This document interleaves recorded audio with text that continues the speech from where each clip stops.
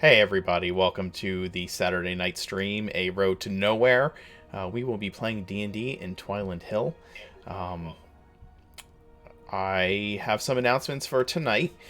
First of all, we are building a wiki so that it is easy for our newer viewers to get caught up on what is going on in each of the games and get to know each of the characters. It is a work in progress. When it is up, we will let you know. But just so you know, that is on the horizon for us.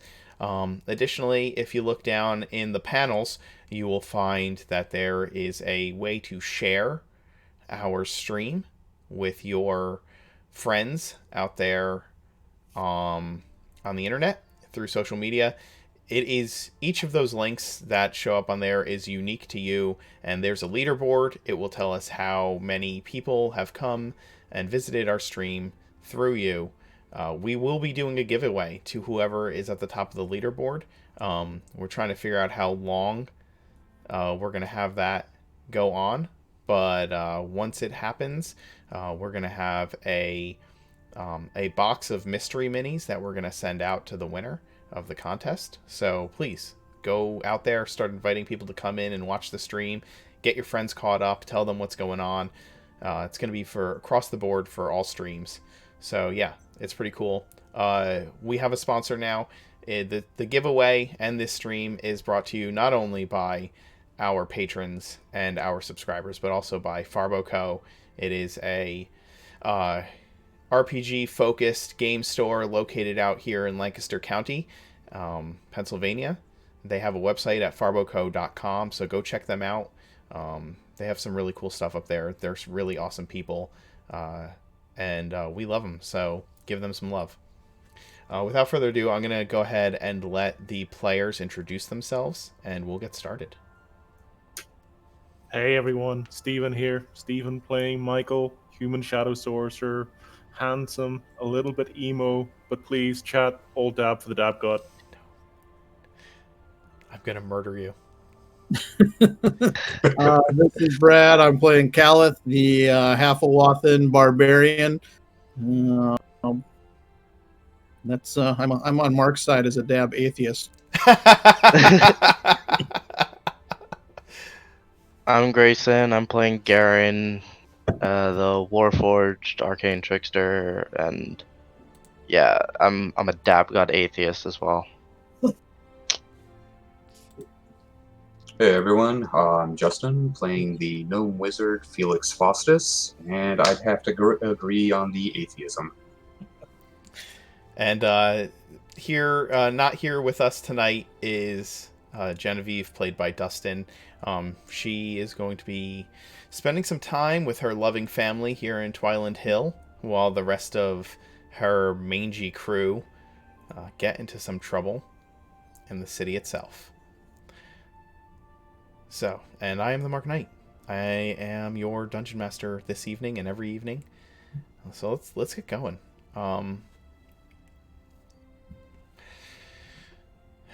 You guys have been in town for a day or so.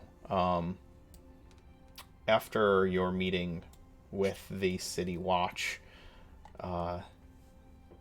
Genevieve runs you back to the inn, the Azure Wand, and heads off to spend some time with her mother and father to prepare for the next night, the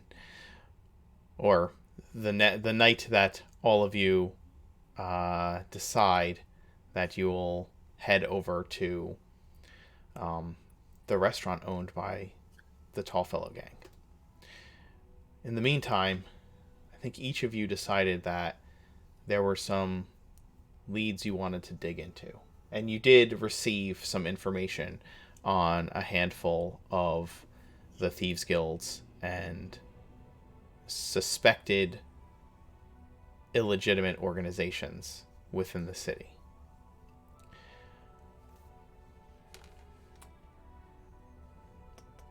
I'm going to pull those up here for you.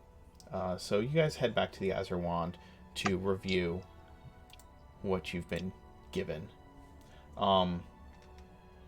there's some information on the Tall Fellows gang.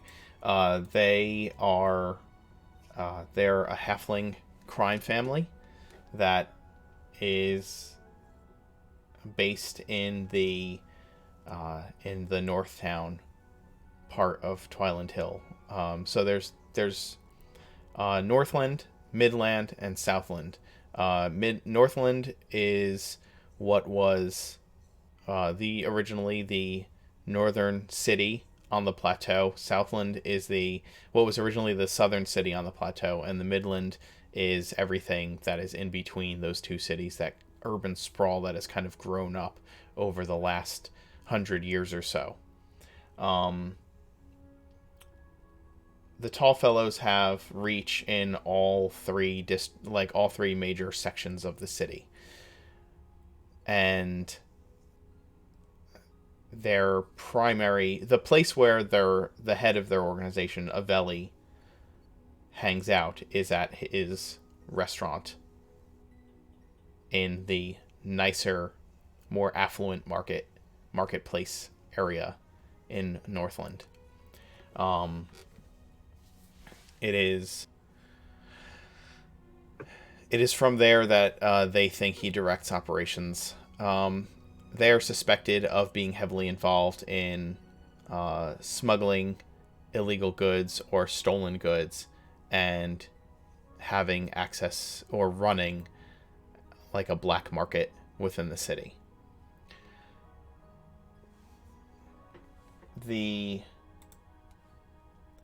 Another more recent startup is the Adamantine Horn. The Adamantine Horn is a gang that seems to be hired muscle. There's also suspicions that they run an underground fighting ring, although the Watch has not found it. They've kind of heard rumors of it. They are,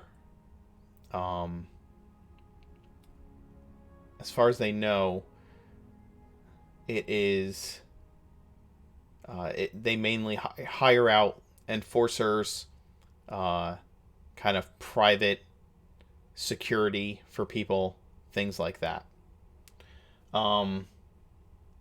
There's a smaller gang that operates mostly in like the slums of the city, called the Royals, and they leave playing cards as a calling card. They mostly handle small-time jobs, but they seem to be... There's rumors that they're trying to expand what they're doing. There's also a group called the Scrappers. They are another kind of small thieves guild in the city that seem to be using things like volatile artificery, and selling them as if they are, quality product.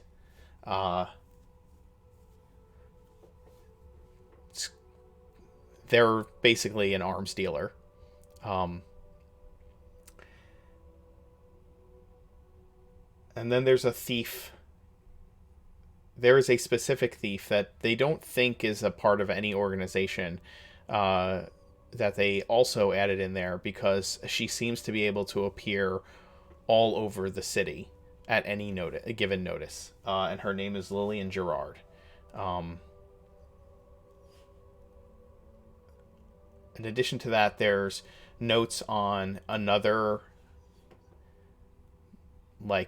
criminal organization known as the Malevolent. But there's not much information on them at all, other than the fact that they function out of Southland, and they have they are suspected to have their hands in a number of illegal operations, but they don't have any fronts listed. Like all of the other criminal organizations that are suspected of being thieves guilds or gangs, they have fronts listed. They have legitimate businesses listed for those different organizations, except for this one and for Lillian.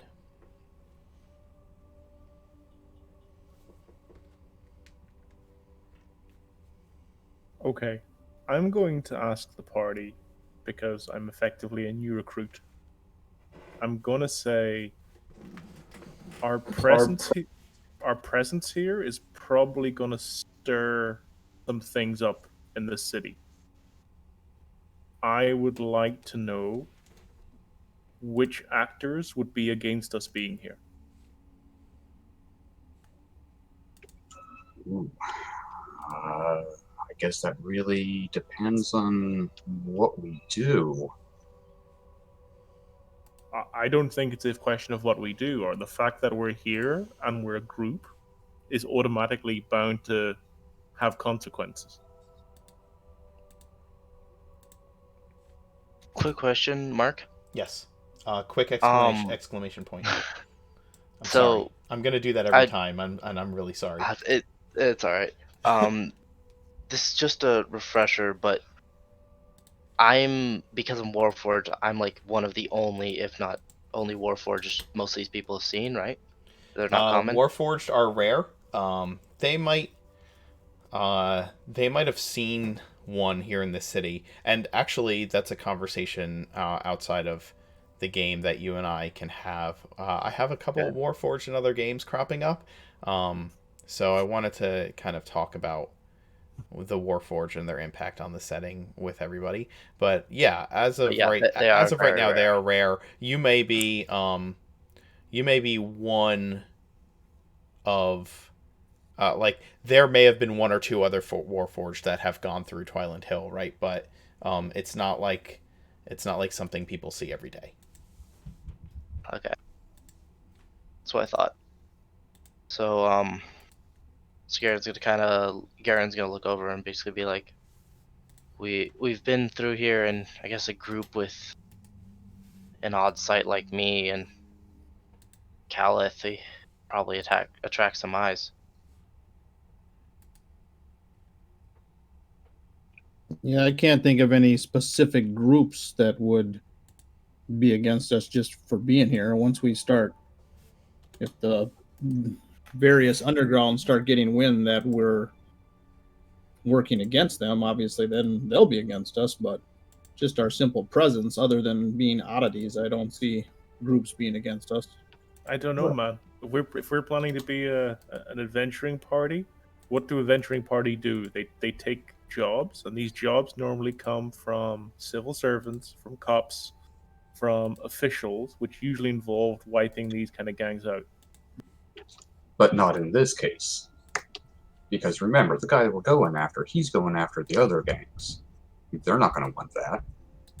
In fact, if we can get hold of some of them, maybe we can get them to hire us to stop this guy. Double dip. And I'll just point this out because it's something that would have been pointed out in your meeting, and probably was.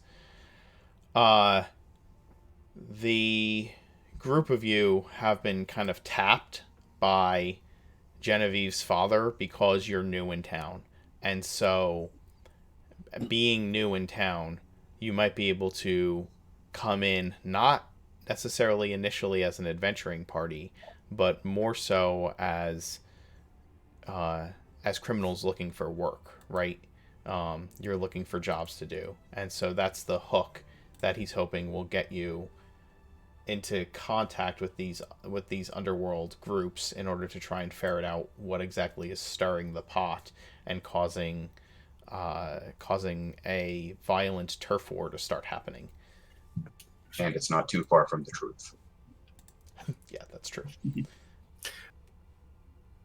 I'm gonna say to the group, I'm gonna say these kind of organizations, from what I know, are usually well financed, and the finance normally doesn't come from the bottom. The finance normally comes from the top. I'm gonna, if you're okay with it, guys, I'm gonna try to use what savvy I know to see where this money's coming from. That sounds like a good idea. Works for That me. sounds like a good idea, but how are you gonna find the correct person for a specific gang? There's many. Well, you're right. But usually with these kind of things, from my knowledge, there's usually one financier who finances multiple organizations. Like my gnome friend just said, a lot of people like doing double dipping. I need to find myself a banker. And good luck with that. If you believe you can find them. What time of day is it? Well, you had that meeting in the morning, right? So it's probably Uh-huh. midday. You have plenty of time. You have plenty of daylight to get some work done. Okay, guys, so what's the plan for today then? Do you want to start on doing that? Because I think we kind of need a lay of the land also. I was going to hit up the library and do that. If you're happy enough, I'll meet you back in the evening in the tavern. What about the rest of you?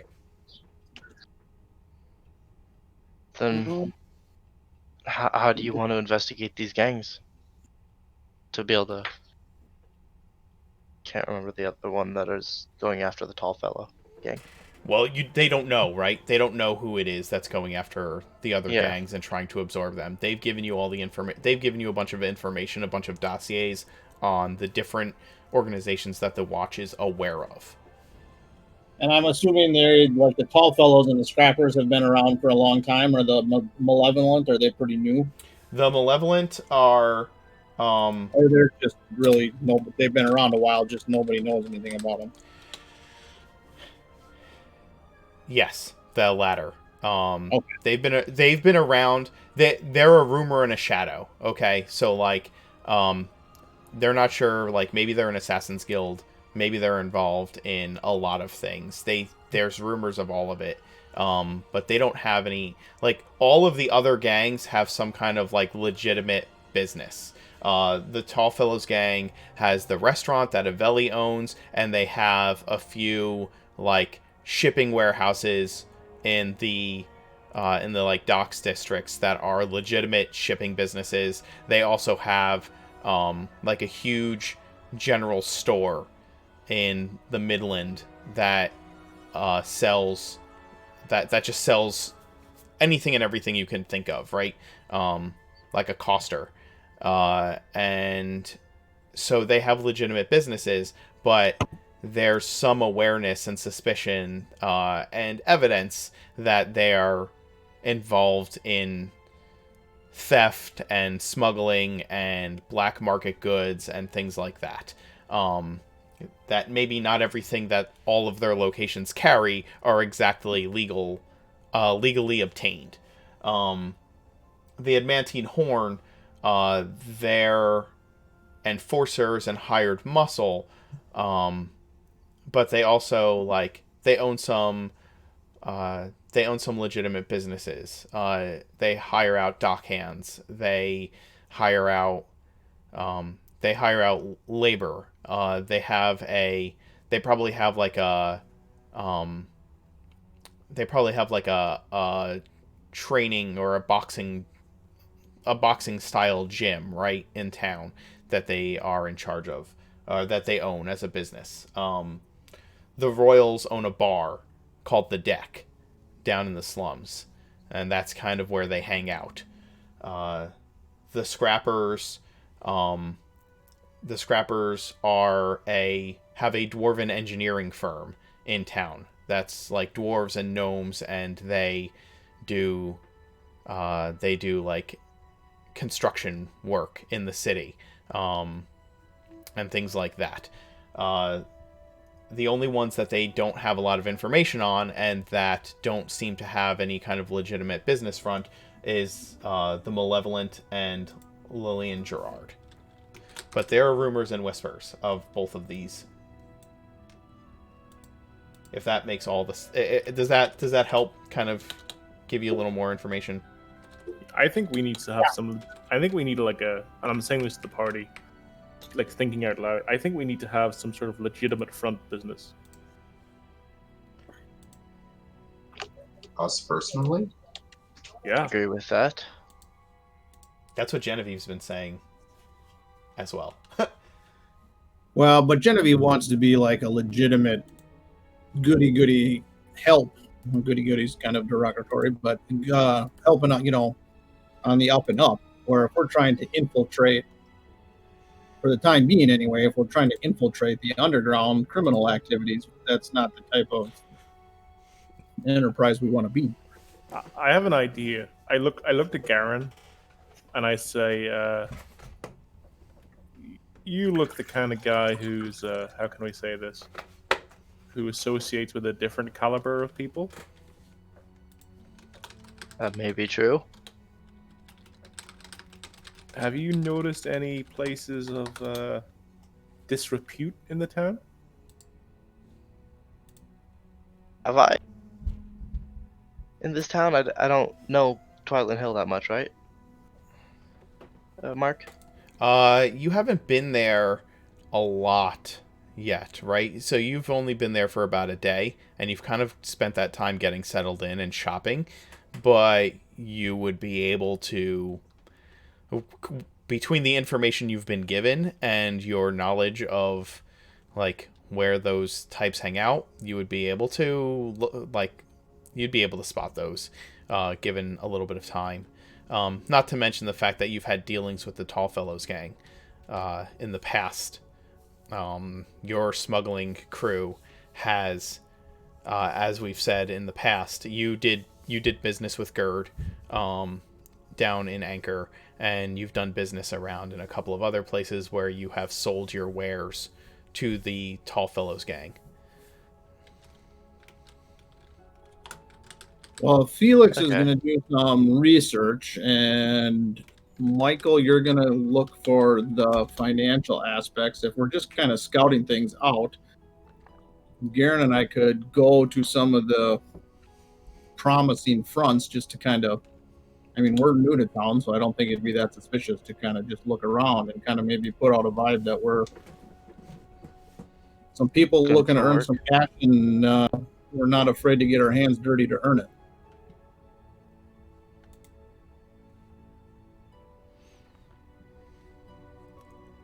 I'd agree with that. We should probably spend the day looking out for all these possible fronts. We do need the money.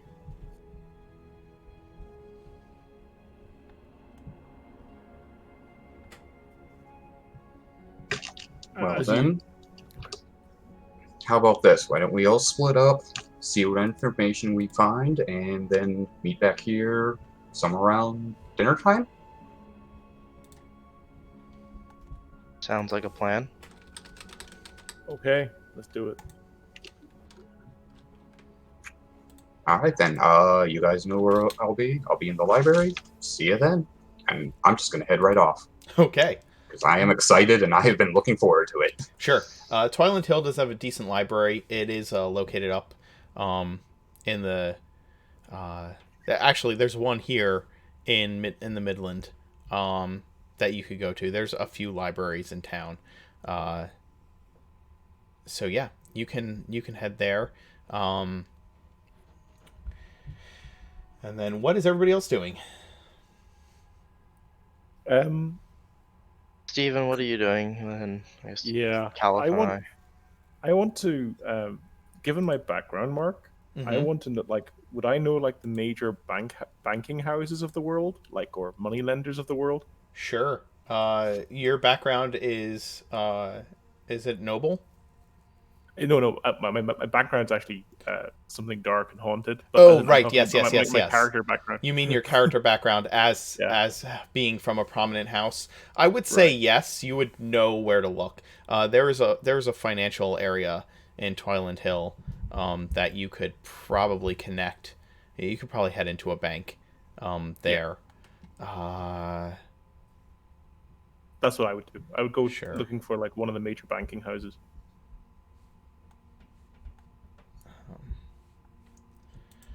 Okay. Well, I will say that probably what is still established in the major cities of Orden is the Imperial Valkyrian Bank, because just because the empire fell doesn't mean that the banks are going to fall, right? Sure. So they would probably still consider themselves a part of the old guard, right? So every city has uh, an imperial an imperial bank and money lender, right? Yeah. Absolutely. Which is just more I need to add to the setting. um,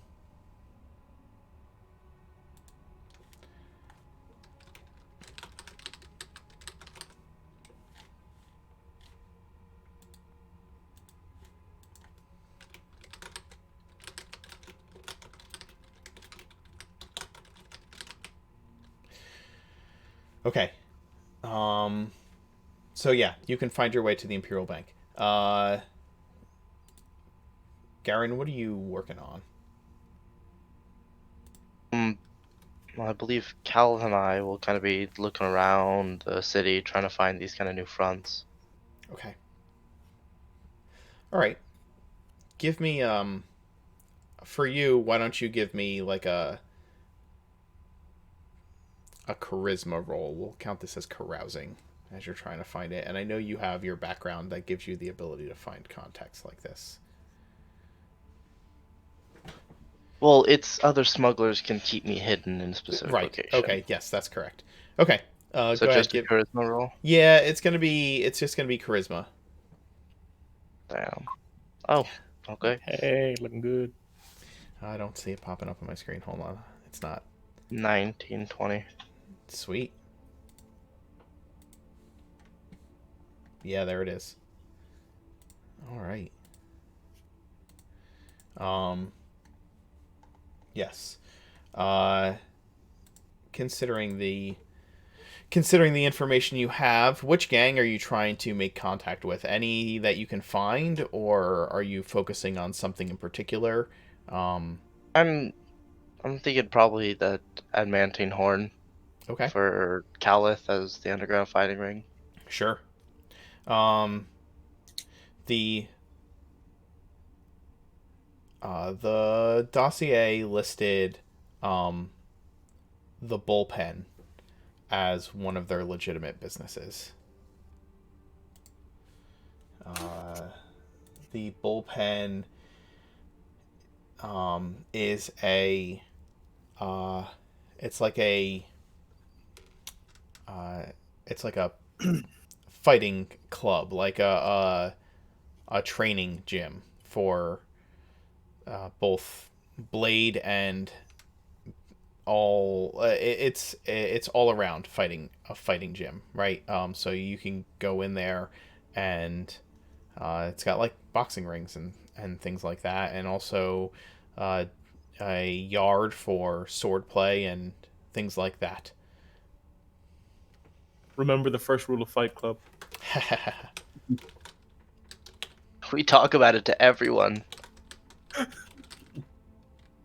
Alright. So I guess, yeah, Calith and I would be heading down towards there. Okay. All right. Why don't we? You know what would be good? This way I can distribute time evenly. Why don't you guys all roll initiative, and then I'll just go through initiative order as to travel, like skipping between each person and what you're doing.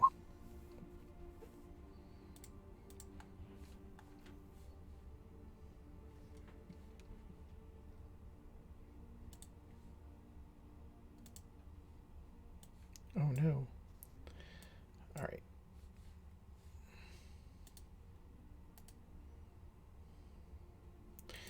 That's right. If your token isn't up there, it doesn't add a turn. Do you want me to add the token in? No, I'm just throwing the tokens down, and I'm going to go ahead and add them myself. No, that's cool. Yeah.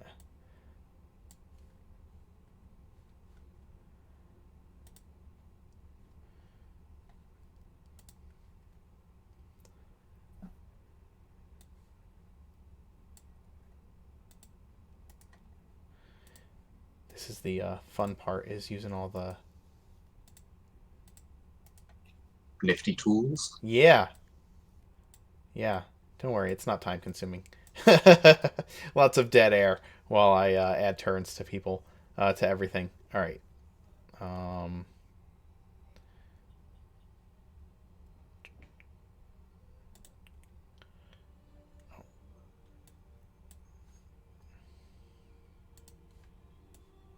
no. Stop it. Please stop.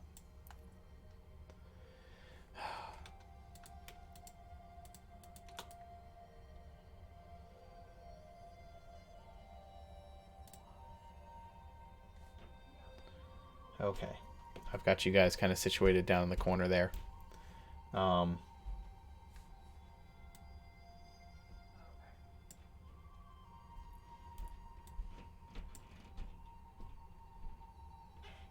There we go. Sorry, chat.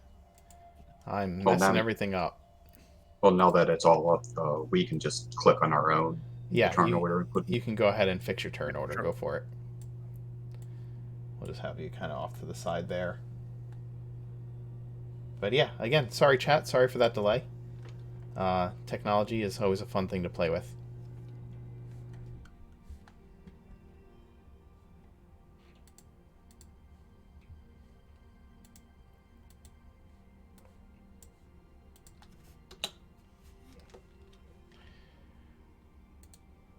All right.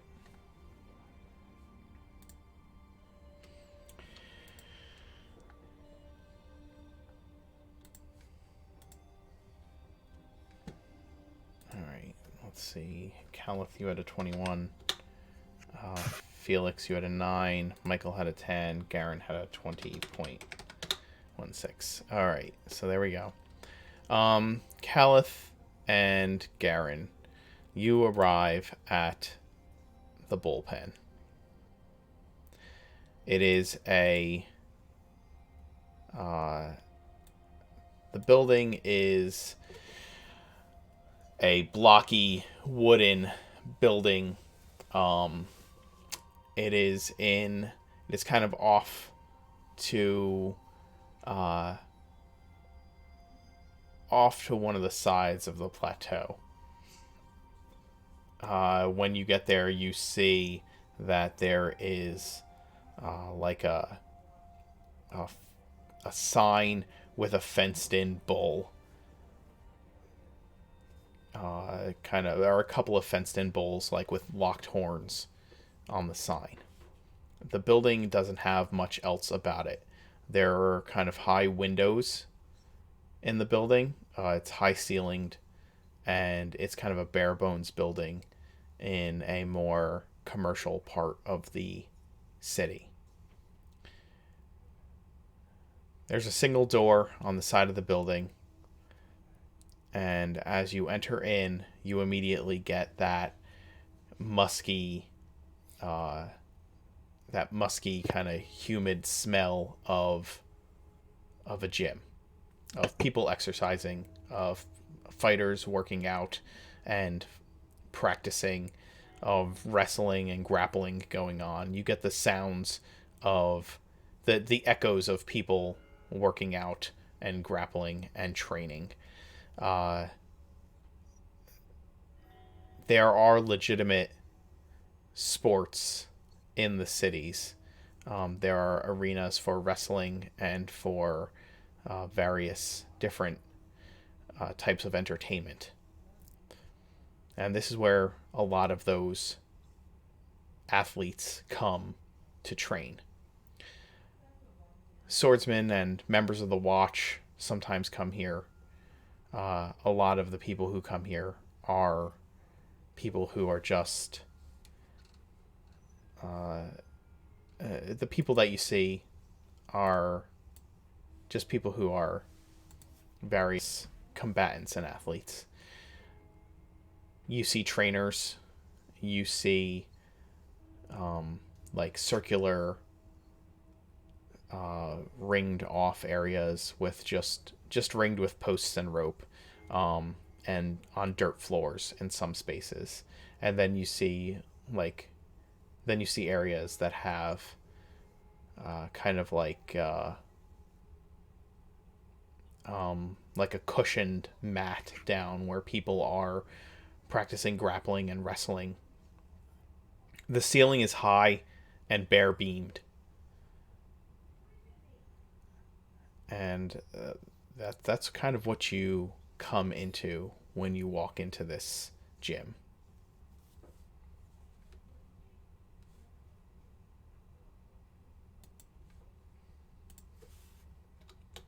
Oh God, why did it do that?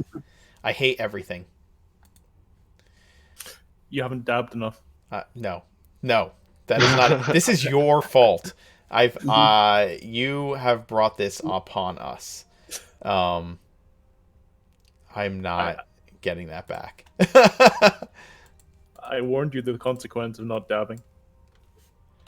This is all This your is what fault.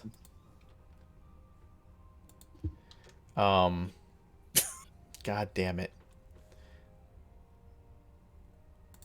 Anyway, you guys tell me what you're doing while you're there, and I'm gonna get the map back. And dab. No, I'm not dabbing. You're bringing it upon yourself, Mark. You're bringing it upon yourself.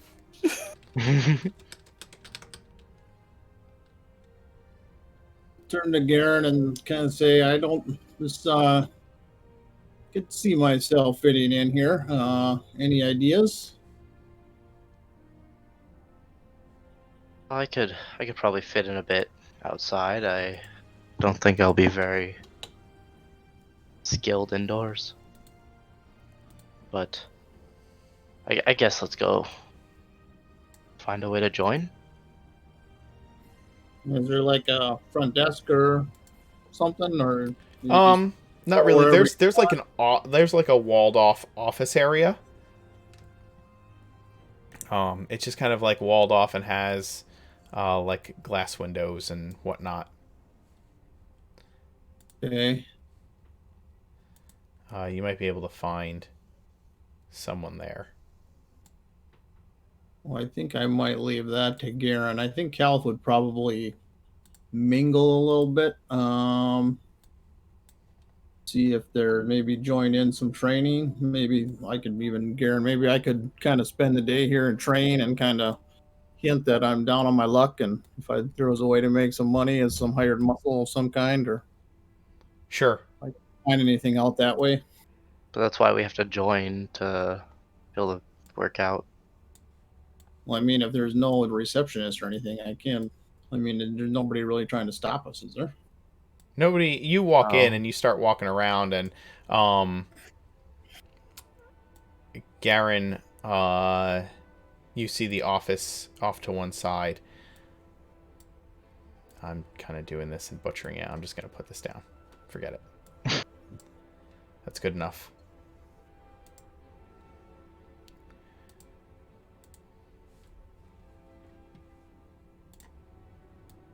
So you see the office over to one side. You see the office over to one side, and you can head there if you'd like. At the same time, Calith, you start walking through the gym. I am so sorry for my distractedness. Everybody, please apologize. I apologize. Sorry. Okay.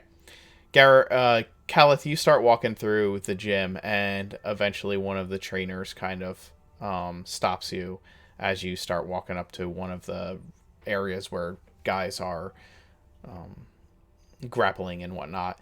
And he just stops you, and he's like, "Can I help you?" Yes, I'm new to town and just was checking things out and thought I might get in some training. I didn't have a lot else going on today. He kind of looks you over. You're a fighter. Yes, I am. I've fought in the Awathan Wastes, and I've done a little bit of military fighting as well, and some limited guard duty. You a member? I am not.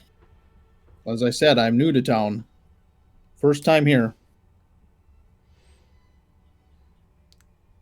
He kind of looks over at the Warforged walking towards the office. You walked in with him, right?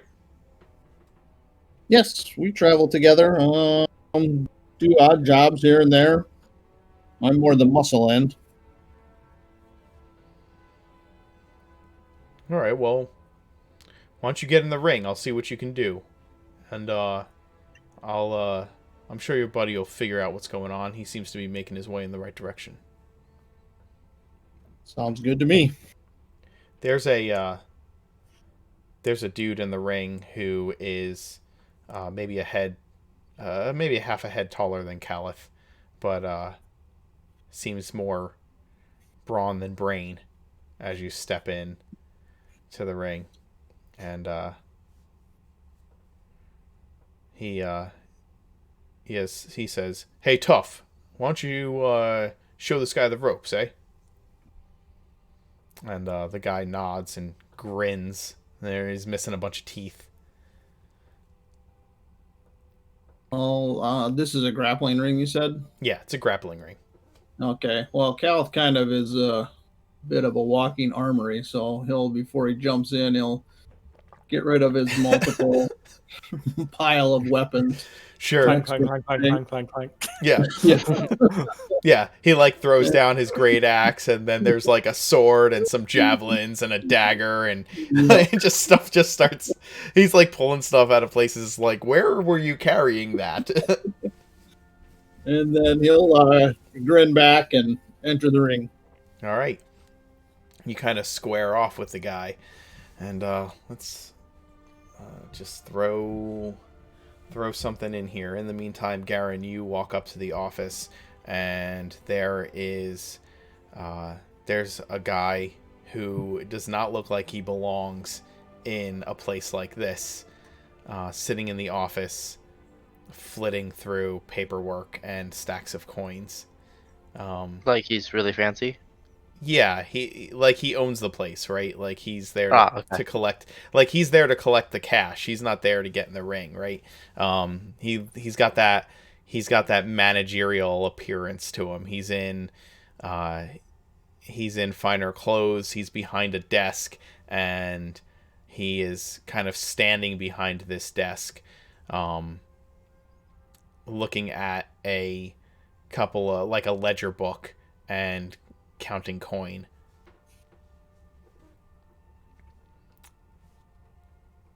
Garen's gonna walk in, stick out his right hand, and say, "Hello, good sir.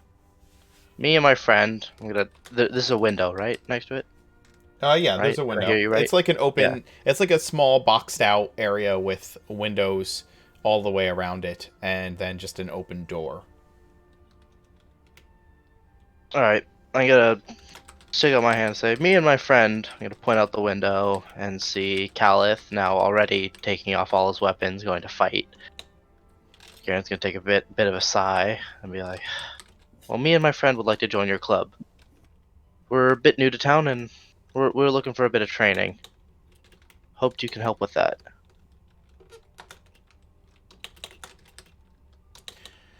He looks up at you, not fully, just kind of his eyes look up, and then he sees your appearance and gap mouths for a second before collecting himself. What are you?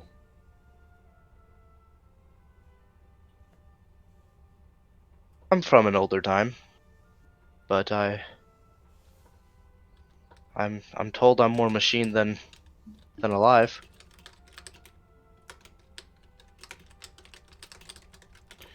I'm gonna still keep my hand out, kind of waiting for a handshake or something. He doesn't put his hand out. He looks back down on his papers. You and your friend, eh? Your friend a fighter? You don't seem the type. He's more the one-on-one fighter, the brawn. I'm a bit more of the more nimble, skirting away. Swordsman-esque.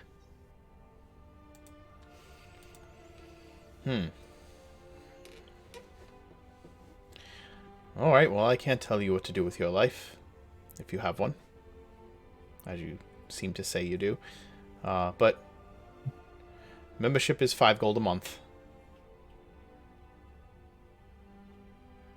We train some of the most respected athletes in Twiland Hill.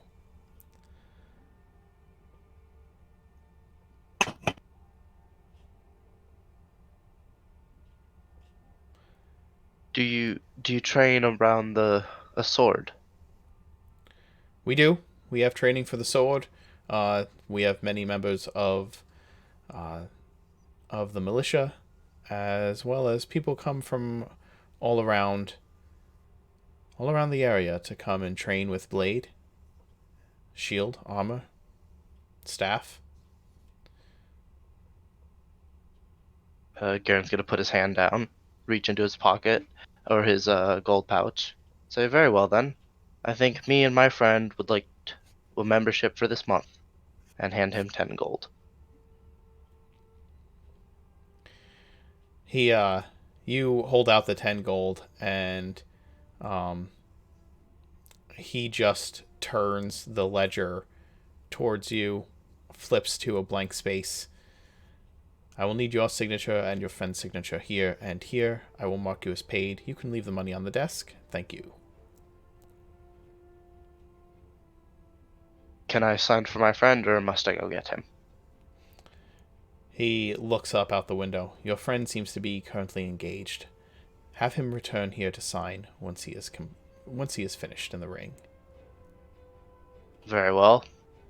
I'm gonna sign and walk out towards Caliph,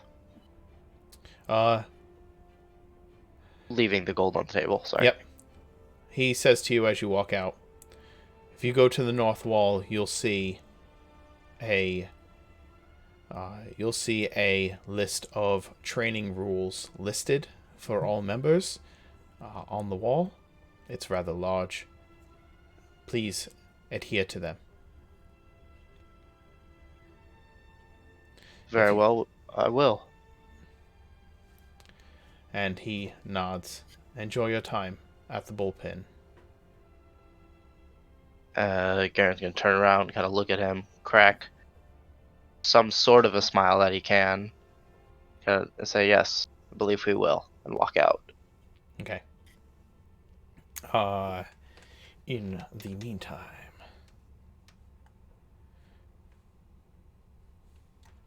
Michael,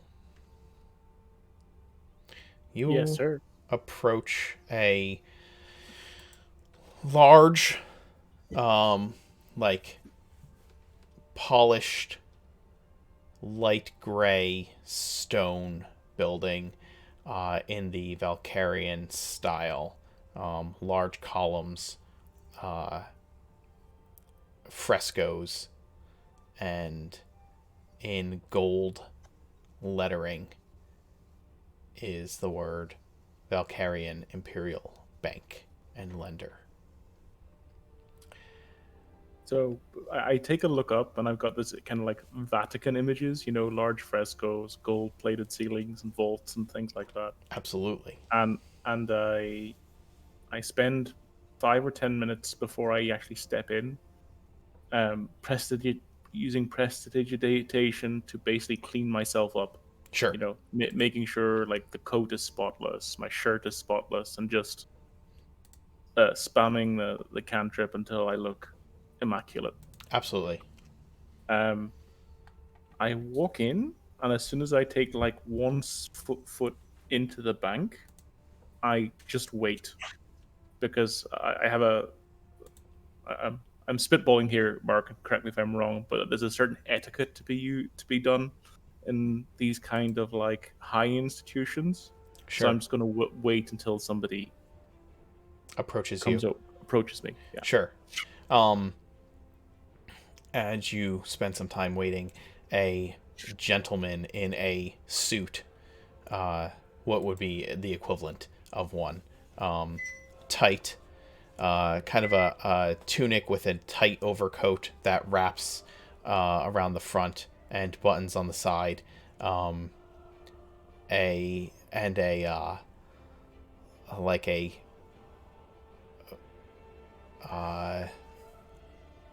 my gosh, I'm losing words here. A finely coiffed hair, and just perfectly manicured look about him approaches you. And he puts his hand out as he does and cracks a smile that says, "I would like your money," and says, "Welcome to the Imperial Valkyrian Bank. My name is Rickton. How may I help you?" Okay, give me 2 seconds. I need to write this down. I will again use prestidigitation, but this time I will create a small token, which is in the shape of a business card, and the business card will just have one name, and that name will be my family's name, which I haven't told anybody what it is yet. Okay. And I'll Well, hand you them tell me over. what it is when you. Sure. But I'll hand him over the business card, and I'll say, "Could you please give this to the manager?" Okay. And I'll As you wish. I'll wait. Please feel free, Mr. And he looks at the business card. What is your family name? Give me a name. Shadowbrook. Mr. Shadowbrook. If you will please have a seat right there in our waiting area. I'm sure someone will be with you to aid you at a moment's notice, or I shall return for you myself. And you see that there's like a little sitting area with several chairs and tables and like a pitcher of water and several glasses set up. And I will very purposefully try to look very nonchalant while waiting. Very kind of laissez-faire, as if, I'm totally... I totally expect this kind of service. Excellent. After a few moments, a more immaculately dressed man with kind of graying temples or slate gray hair, balding in the front, full white beard, approaches you. Mr. Shadowbrook, I presume? Indeed. Good afternoon. And I put my arm out to handshake. Absolutely. He offered his hand out and waited for you to stand and then offered his hand. Might we speak somewhere more, and I look around, private?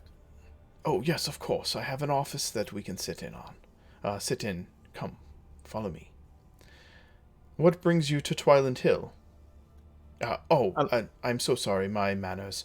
I am one of the managers here, and my name is Mr. Carbrook. Pleasure, Mr. Carbrook. Business, of course, brings me to Twiland Hill. What else? He smiles.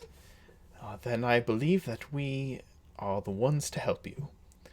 And he leads you into an office that has like a big oak desk and several chairs. It is otherwise unremarkable. The walls are blank. There's no window. And he sits down behind the desk.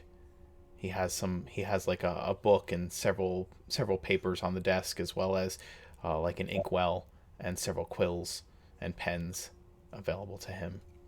And he offers you a seat, sits down himself, and folds his hands over the desk. Did you have enough refreshment at the table, or would you prefer more? I can have some water brought in. No, I'm fine. Thank you very much. Most polite. So tell me, what kind of business brings you to Twiland Hill? Well, Mr. Carbrook, please tell me if I am wrong, but I assumed you know the name on that card that I gave you. I do. I specifically asked to speak with you as we are of distant relation. Very good. I wish to take out a substantial loan, but before I do that, of course, I understand I have to prove my bona fides and creditworthiness. So, if there is anything the Imperial Bank needs to be done to ensure that my credit is in good order, I would like to sort that out this morning. Do you have a family Uh, seal or ring that you can use to prove your lineage, or perhaps documentation that shows it? Both would be a combination of those would be acceptable.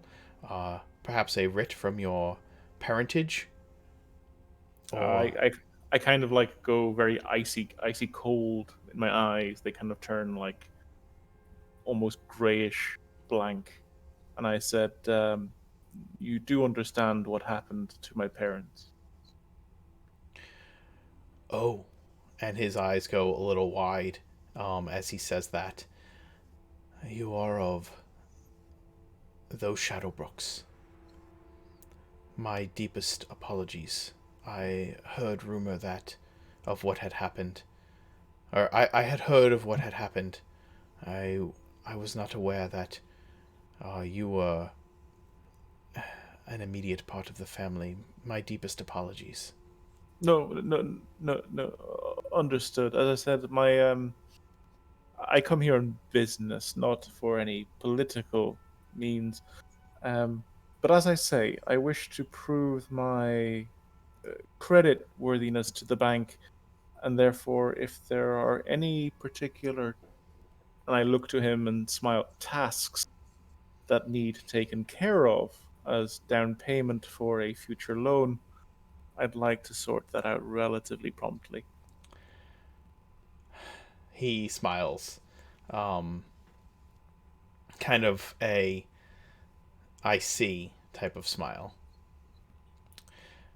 I smile back. Ah, you are you are asking if there's some way you can serve the bank that proves your lineage without the usual paperwork having to be processed. Uh, I- Indeed, and to ensure that any future loan application is met with the optimism that you greeted me yourself this morning. he nods. There are tasks from time to time that the Imperial Bank needs to perform that require specialized individuals to perform such work in order to resecure funds and goods that are within the ownership of the bank, but have not been paid for or returned by those parties, which would owe assets to the bank. I'll just nod and I'll say most unfortunate. Yes, not everyone is always credible a credible source of income for the bank. They do not always fulfill their obligations. I smile and I say barbarians. He smiles at that. If you are looking to help the bank obtain said assets or restore the credibility of said lendees, then we do have work available in that regard. It would put you in to a category of employee and within the good graces of the bank. Some I of these are prefer. more sensitive pieces of information, however, and can be. I wouldn't want to have such a tie, shall we say, to the good graces of the banks. I would like to consider myself as a independent contractor. Indeed. And as you say, you are. I do know the name. You are a new resident of the city, I suppose? Indeed. And how am I to establish that you are a trustworthy source of this type of commerce? Well, I would have thought that actions speak louder than words. Provide me with a name and an address. You understand that you're asking for information that is very sensitive to the bank. We would be giving you the information of one of our customers, whether in default or not, and the uh, and we would also be giving you some information on uh, their loans and assets and what is owed to the bank. Um, I need to know that you are not in party with any of the any of those whose information we give you. We need to know that you are in fact a legitimate source of business, and your name is in good standing, in my opinion. I know that what happened in your at your home was a tragedy, and not one brought on by any cause of your own. I smile. As I say, and I smile and I say, as I say cousin, and I say the word cousin with a smile, actions speak louder than words. They do. Do you have a residence here in the city? Yeah, I take I assume there's like a pen and paper on the table, There are. and I ask if I may, Yes, he offers you a piece of parchment. and I scribble the name of the tavern, and I just write down my first name, Michael, and put two underline strokes below it, Okay. and say And any say. correspondence can be sent to me here. He nods. All right, Michael. One word before I go. Um, I have a few associates, but of course, how can I say this? They are not party to this discussion. Understood. The letter will be delivered to you and you alone. Very well. I bid you good day. It was a pleasure. And he stands up and opens the door for you, but he does not. He like opens the door for you and gestures for you to, walk through it. But he does not follow you out of the office. And then I walk out. Okay. Felix, Yes? you arrive at the library. Yay! The library is a multi-story brick building. It has like gray stone steps leading up to a set of wooden double doors that seem very inviting. They are carved in a craftsmanship that is very fine, and have gilded inlays. There are stained glass windows in the doors. The steps leading up have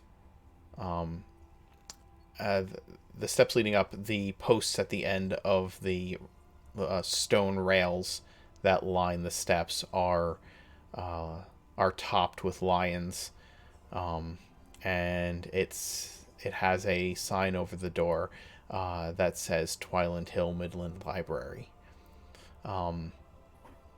You enter in to the double doors, and there is a large round counter that's kind of central to the room that you are in.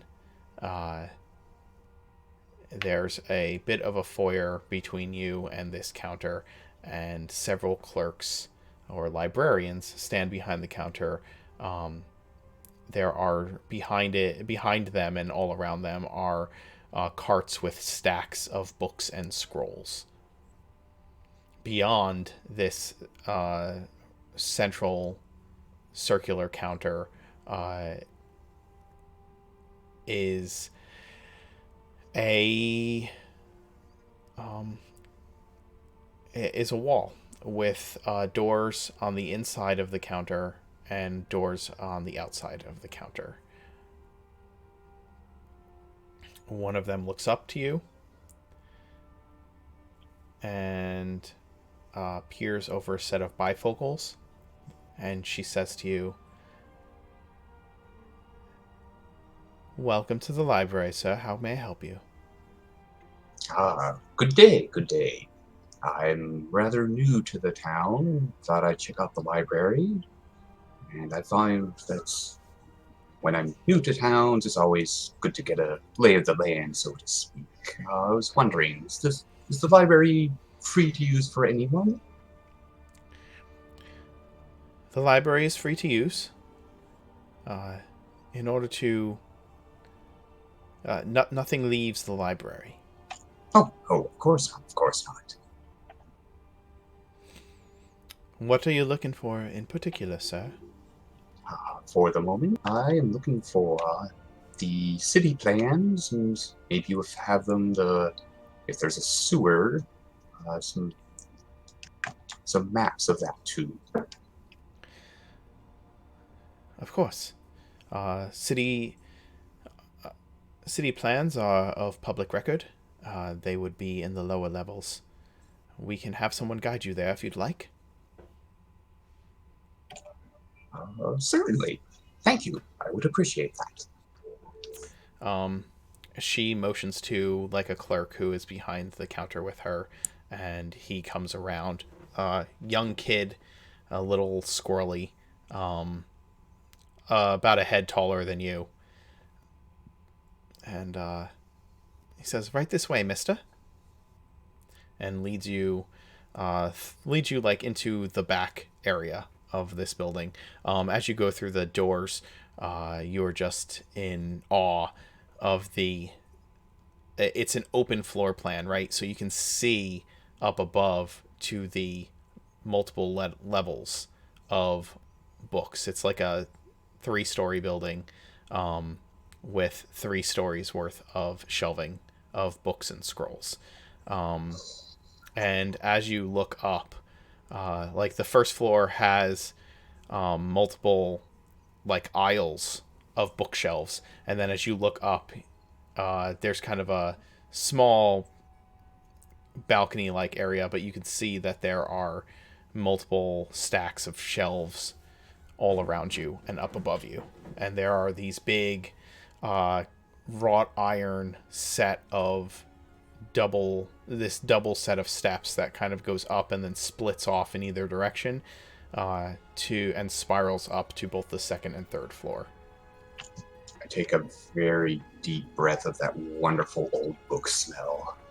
It fills your nostrils, and you feel at home for the first time since you arrived in Anchor.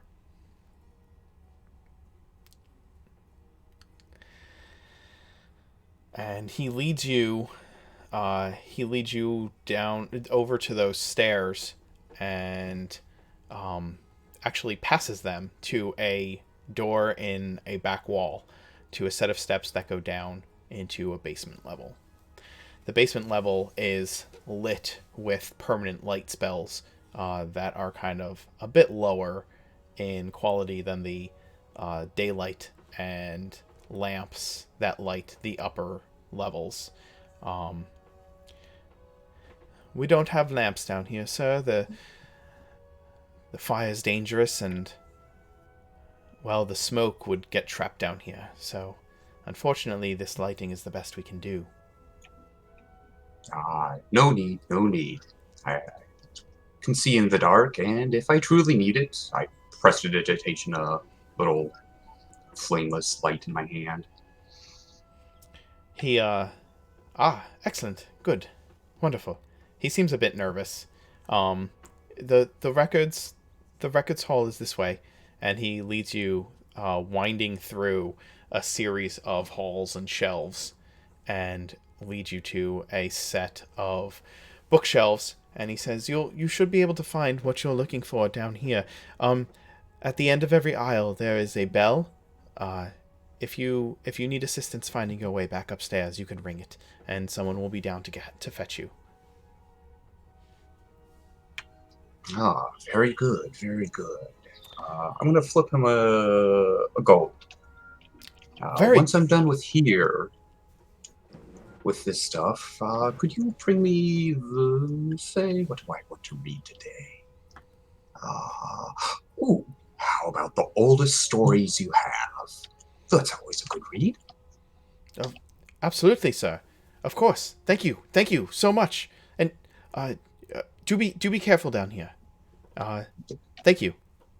Don't He worry, boy. I have decades of experience. he nods and he runs back with his gold in his hand. If you will give me a moment, I desperately need to use the men's room. Be right back. Yep, yep.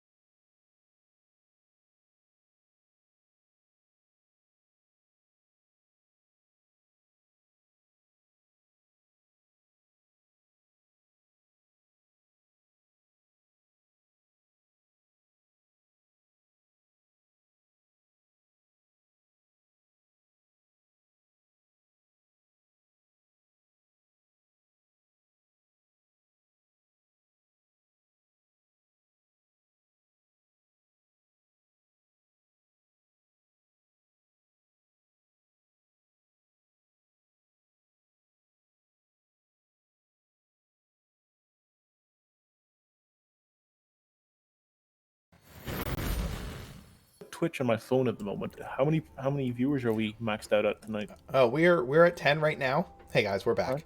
Alright. We are live. We have 10 people in the stream right now. Thank you for being here. Thank you for joining us and watching and hanging out even through the technical difficulties we've had this evening. Yeah,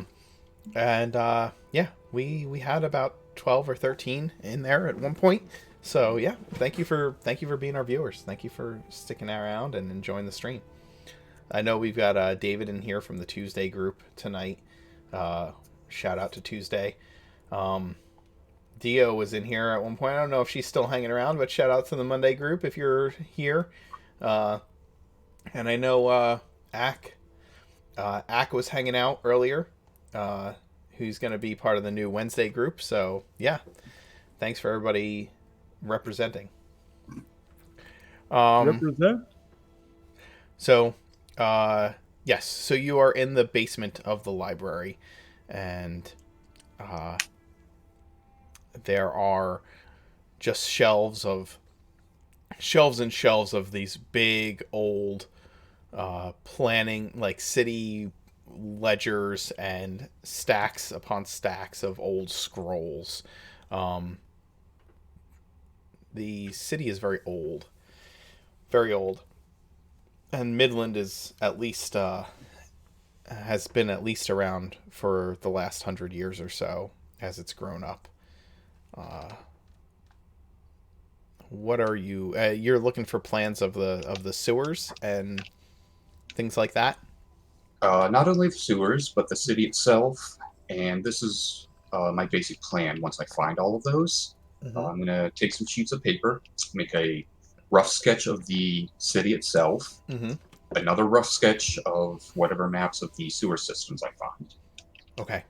Once that's done, I want to circle off the parts of the city copied at the same spots into the sewers of the controlled territories by the gangs, both the current ones and the ones that we know have taken out.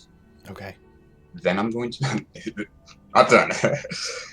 Then I'm going to start looking... This will give me essentially blank spots which are either neutral or not controlled by anyone. I'm going to start looking at those blank spots and seeing if they have good pathways to every single controlled territory. And I'm just going to mark down every single one of those, both on the overland map and on the sewer map. And then once I'm done with that, then I'm going to do some pleasure reading.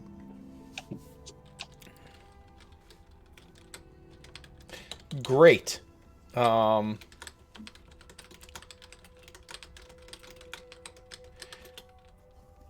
right.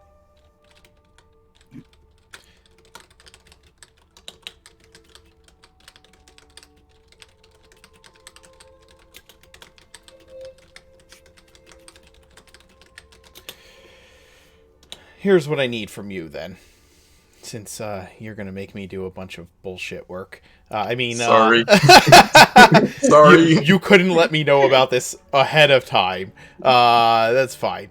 Actually, no. Loophole, one of our players, is working on a map of Twiland Hill as we speak, so I will be able to have that available in a reasonable amount of time, I think. It's not something that I expected soon. Well, David, the thing is that the city is built on a plateau that sits up above the water level, so they would definitely need a way to get water up into the city itself through some cisterns throughout the plateau, and it would also need a way to kind of flush everything out of the city, drainage, if you would.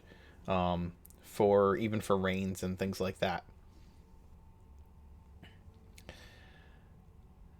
Anyway, so yeah, give me an investigation roll would be most appropriate for this, for doing research, or history. Either one is fine.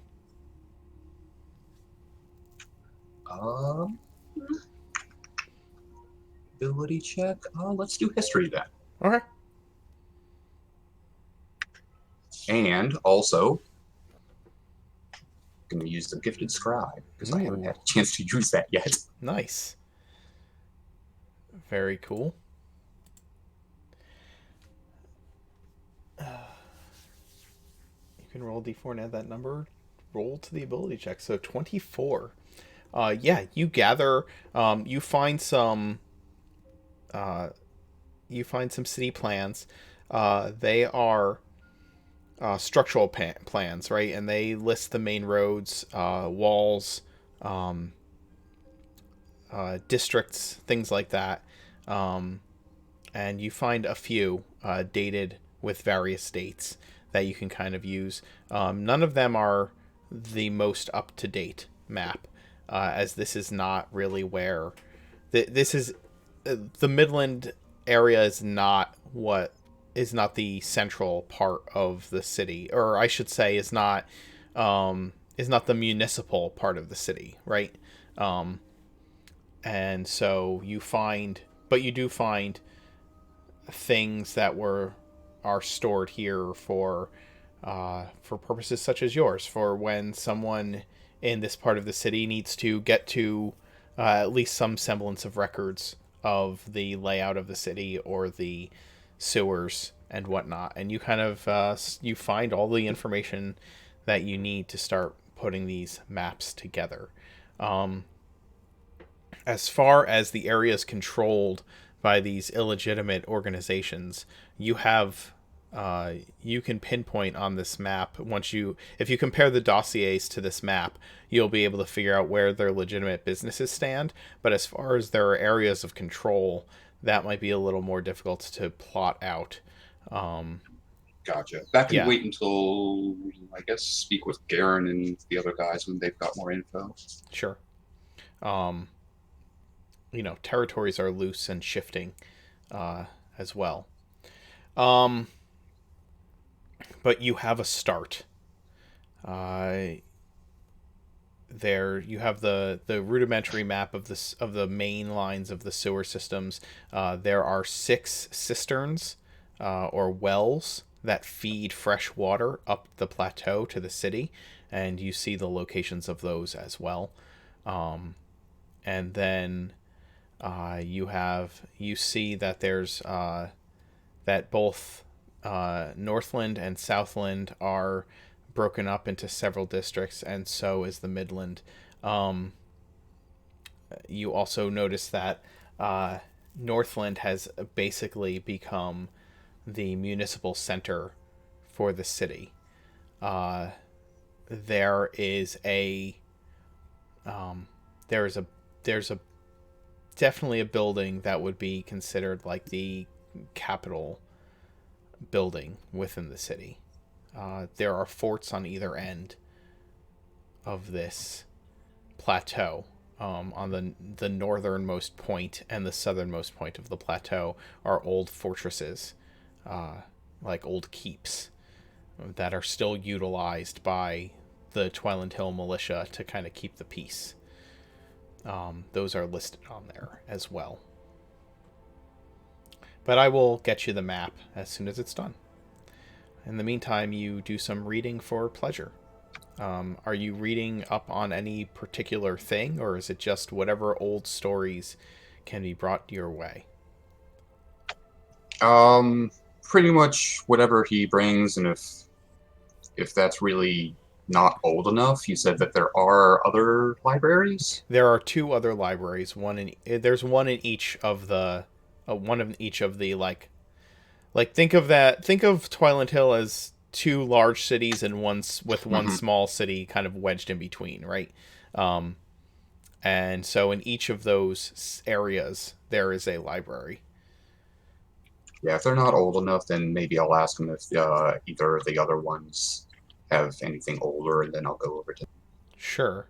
I'll tell you that as you are down there drawing these maps and researching, there are multiple moments where the light spells, even though they are permanent light spells, there are moments where they flicker. There's there's at least once or twice where you're drawing these maps, and you can swear that someone is looking over your shoulder watching you draw, but when you turn, you don't see anything. How many times does that happen? That happens twice. All right, that's creeping me out a little bit. And at the second time, I will actually get up and take a walk around and see if I'm actually, alone down here. Okay. You start taking a walk around this lower level, and it's very labyrinthine, right? It feels like they just have shoved shelves down there at need to expand the records that are down there, that are stored down there, and you find that it's very easy to kind of wind your way into a dead end and then turn and kind of have to look for a path back to where you were. Donkey farts, I should have brought my chalk. As you are winding through these maze-like shelving, like bookshelves, paths between bookshelves, you walk through a spot that is incredibly cold. Like you're at room temperature just fine. You're walking, hit a spot where you get a sudden deep chill and come back, and like as you walk through it, you come out the other side and the temperature's back to normal. Curious. I take a couple steps. No, I'm not going to take a couple steps back, but I will turn around. Two quick things. Casting Detect Magic. Okay. And if nothing pops up, just to make absolutely certain, I will then cast Detect Thoughts. Okay.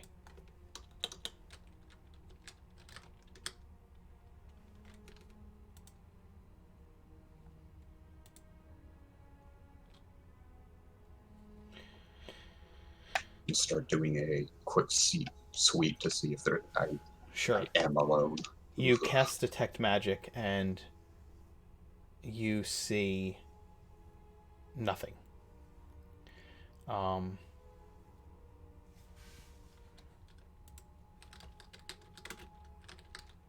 Well, that's not true. You do see that there are enchantments on each of the light sources, obviously, in the room. And you see, you kind of see in one direction, you think you can make out an aura that makes sense for one of the bells in the room as well. But there's nothing in front of you in that cold spot that would indicate any kind of magical spell or aura.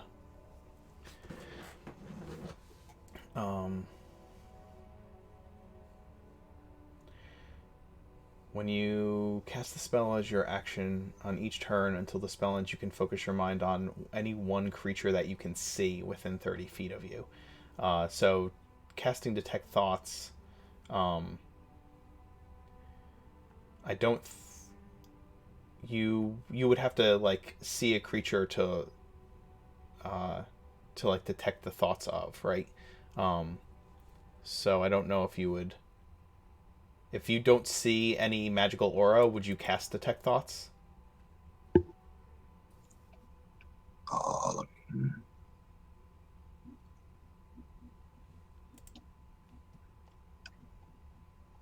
you're right. It is any one creature that I can see. Yeah, like yeah, you no, read I the wouldn't. surface If I thoughts can't first. see anything, then no. Okay. Yeah, it wouldn't make sense if I can't see anything. Right. Okay, Magic. creepy little thing. Yeah. You see the presence of magic within 30 feet of you. If you sense magic in this way, you can use your action to see a faint aura around any visible creature or object in the area that bears magic, and you learn its school of magic, if any. The spell can penetrate most barriers. Huh, that's interesting wording. I wonder if that Yeah. means that you can't see. You can sense the presence. You would be able to sense the presence of an invisibility spell if invisibility was cast, but Mhm. you wouldn't. Uh, you wouldn't be able to use your action to see a faint aura because the creature would not be visible to you. You would just know that that spell was present, right? I think that's how I would call it. Yeah, Yeah. yeah, that's fair. Okay. Yeah, so So, yeah, without seeing anything, I wouldn't cast detect thoughts. okay. But I'll just mark it down as something to possibly be check on later, and I'll go back to reading and a little bit disturbed now. Okay. Yeah. Uh, you go back, and as you are heading back, um, you're heading back to the table where you left your maps and things. Uh, and as you do, you turn a corner, and um, you see someone.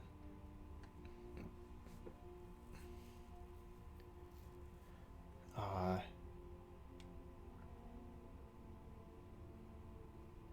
it is a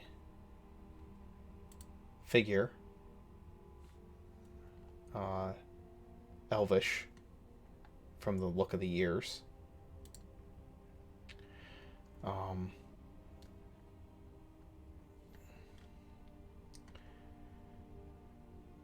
and it kind of hovers above the ground and is kind of shifts in opacity from mostly solid to barely visible. And it is putting shelves. It's putting books back onto a shelf. Uh, the books are equally as spectral as this creature. You have a strong sense of unease looking at it, and you can kind of sense the temperature of this hall of books drop enough that it's noticeable. Okay. Yeah. No. No. I'm gonna try to sneak out of here. No, I don't like this. This isn't good. um,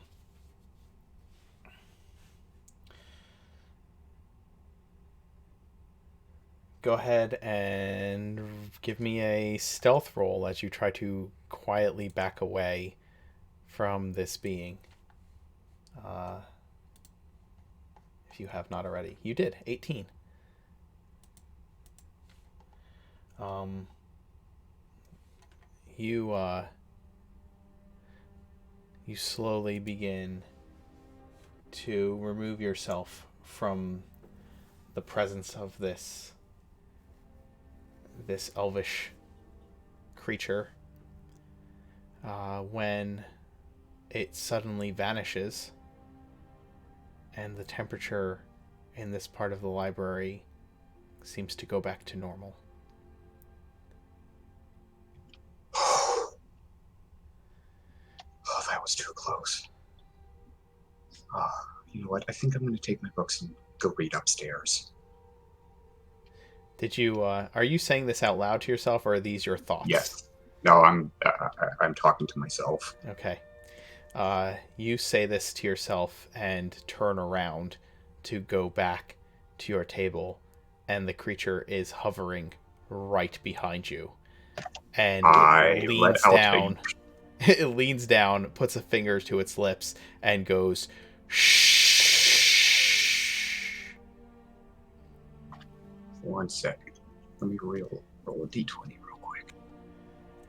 Oh yeah, I let out an absolute terrified scream. Give me a. Well, that's fine. Would you like to count that as your wisdom save? Because it's as it does this, sure, its visage sure, is I will. just terrifying, right? So yeah, you are frightened of it. You're under the effects of being frightened. And I need you to roll 1d4.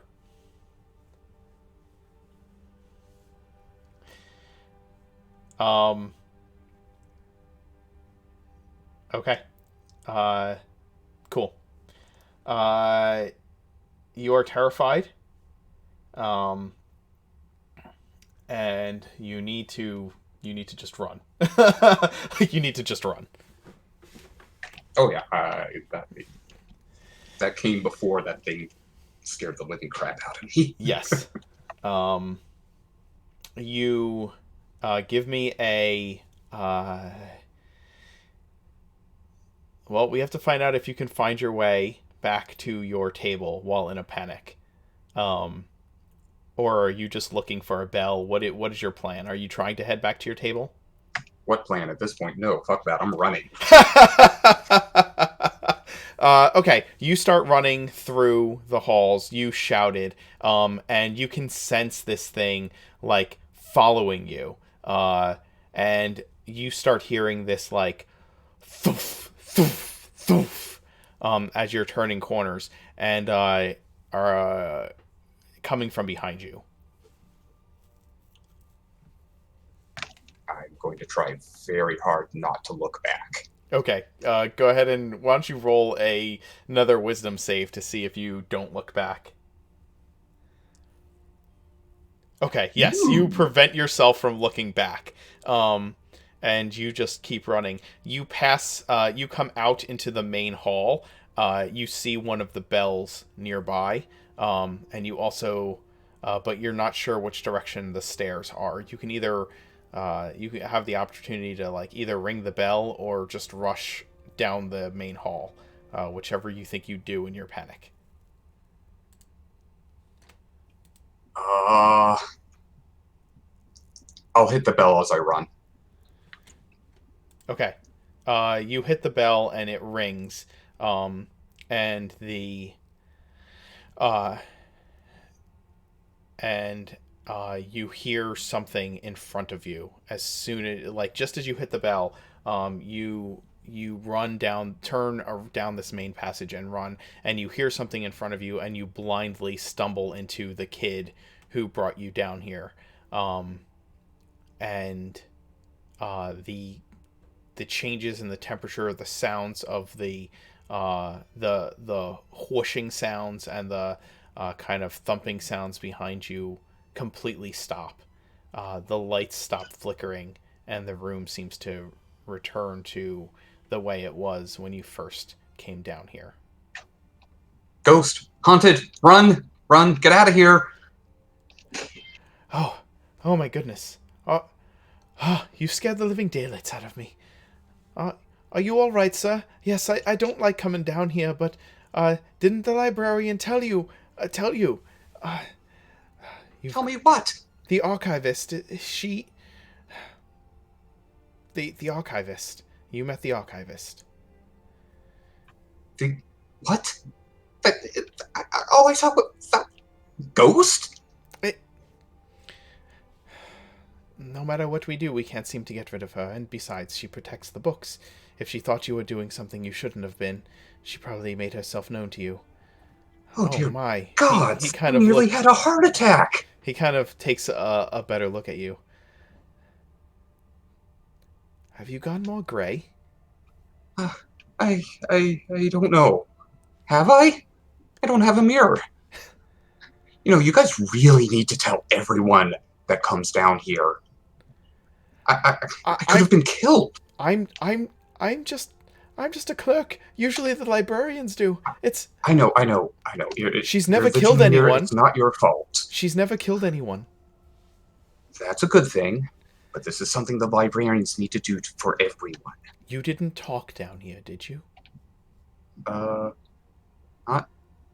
Well, just to myself? Just once? Oh, all right. Do you have everything you need? Are you... I heard the bell as I was coming down to check on you. You know,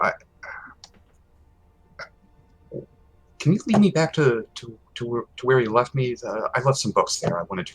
Now I just want to read upstairs. I can't be down here right now. He nods. It always makes me nervous coming down here. I'm sorry I didn't say anything. I was just... the gold, and I wanted to get out of here as soon as possible. I'm sorry. I understand. I understand, boy. It's not your fault. It's okay. Just had a really bad fright, so I think I'll be fine.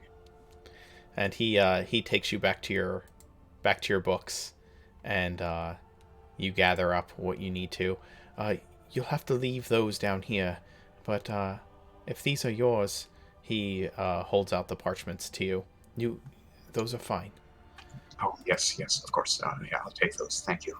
You are copying scrolls. City plans, city maps. That's all. Probably caught her attention. Ah, I see. Okay. Well, next time I come back, I'll have to go over the rules a bit closer with the librarians then. Let's get out of here. Yes, of course. Not many people come down here. She may have just forgotten. Yeah, that is a good point. I'll keep that in mind when I talk to her next. Okay, and he leads you back upstairs. And did you still want to read some of those books? I Yes, found a please. particularly old one on the founding of the city. Well, I'll give it a quick look. Not quite what I'm looking for, though. What Do you kind know of if stories are you looking for? I'm not sure if you'll have them. Do you have any like, truly, truly ancient stories? We Like any? histories or just tales? Either or. From the earliest times of elves and maybe even before? Well, we don't have anything from the Draconic Age here. That stuff's all in museums or... Of course. What about the other libraries?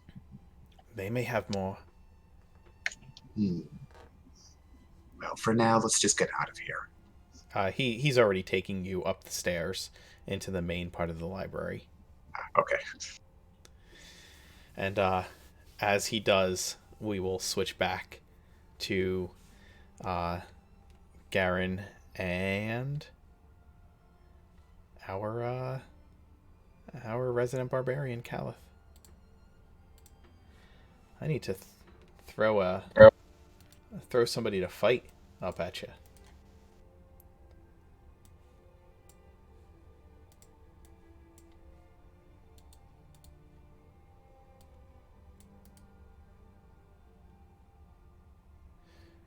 All right.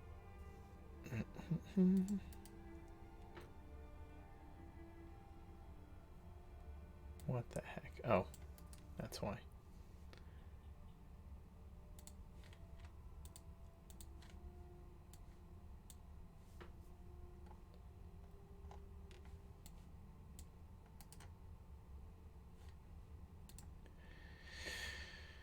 Alrighty. Caliph, you are squaring off against this huge, toothless thug. Kind of circling each other in this ring. There's a couple of his sparring partners that have gathered around, as well as the trainer, and Garen has walked up at this point. He squares up with you and kind of motions for you to make the first move, and you have the initiative. So, tell me what you do. What were they doing in this particular ring before I got here? I mean, is it like a boxing match, or is this a all out everything, or a wrestling match? It was grappling, wrestling. Yeah. Okay, then I will go in for a grapple.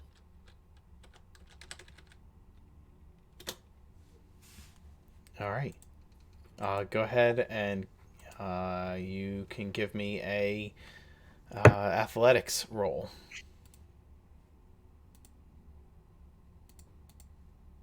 Nicely done.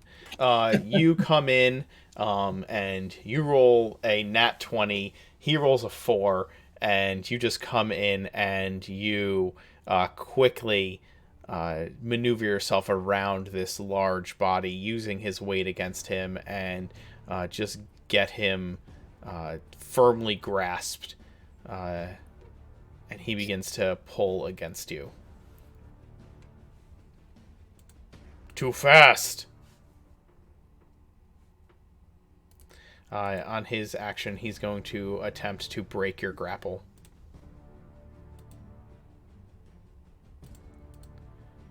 So I think that's once again an opposed athletics check on your part for him to try and break free. And he... A nat 20 and a nat 1. Of course. So you slip in under his guard really fast the first time, and get a solid grip on him, but he just rips his arms free and takes a step back. No! Caliph? We'll give a little chuckle and go in again. Sure.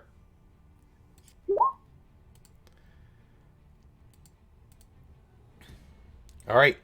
You get him wrapped up once more and have a solid hold on him. He forgoes trying to break your grip and attempts to headbutt you.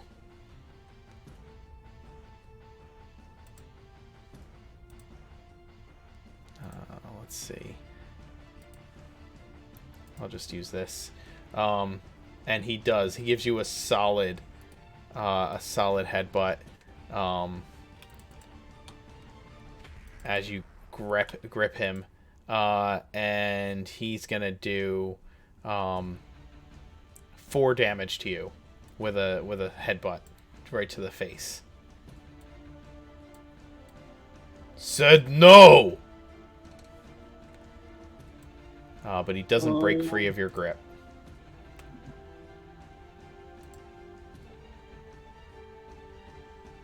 I'm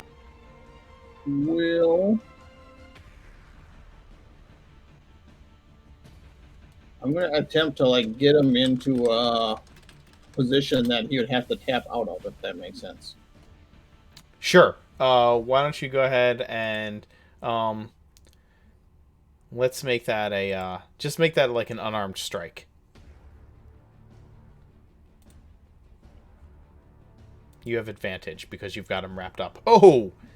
Well, that's a 20. So yeah. Nice. You put him down and kind of twist and grapple him onto the ground in such a way that he has to tap out. And he does. He starts tapping almost immediately as you put pressure on him. Okay! Okay! Okay, and then Calith will let him go, and being a good-natured fighter, he'll help him up and say good fight. Yes. You took blow well. Thank you. You got out of a good grip yourself. He turns to the trainer. He's strong and fast. Good fighter. The trainer nods. You're carrying all those weapons. You know how to use them? I've seen my way around some battles.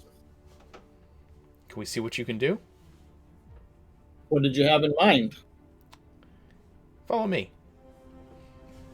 He waits for you to gather up your things and leads you out a back door of the building, and there's like a training ground back there with men practicing with blade, axe, quarterstaff, different things in different places for various reasons. There are instructors there teaching them how to use such weapons, but there's also a sand pit in one corner that's kind of roped off. You want to get? I gather my I'll stuff follow and them come out. to the ring, and I give Garen a wry smile and kind of nod my head towards the trainer and follow him out. Sure. and see what he has in mind. All right. He leads you outside to this swordplay training area, and points to the sand pit that's off to one corner. You could spar with some blunted weapons in there, with another fighter, or you can go over here to one of the training dummies and use your sharpened blades to show me what you do with them. Whichever you like. I think I would prefer the blunted weapon. He nods. He calls somebody over, and they run over, and some pads are pulled out for some like leathers for you and for the person, along with some blunted blades. I'll shake my head and decline the armor, and Okay. then take if they have like a great axe or a great sword, that's what I would take. Okay, yeah, there's a blunted axe, or like or any two-handed weapon, a maul, any two-handed weapon. Sure. I go for it. You grab a two-handed weapon from the pile, from they have like a storage, like a wooden storage shed, and there are blunted weapons there, and they pass you a maul, and Okay. The fighter that they have come over grabs a shield and a wooden sword from out of it. The maul you see is kind of padded so as not to cause as much harm when striking. Right. And he gets into the ring and holds the rope down so you can step over it and follow him.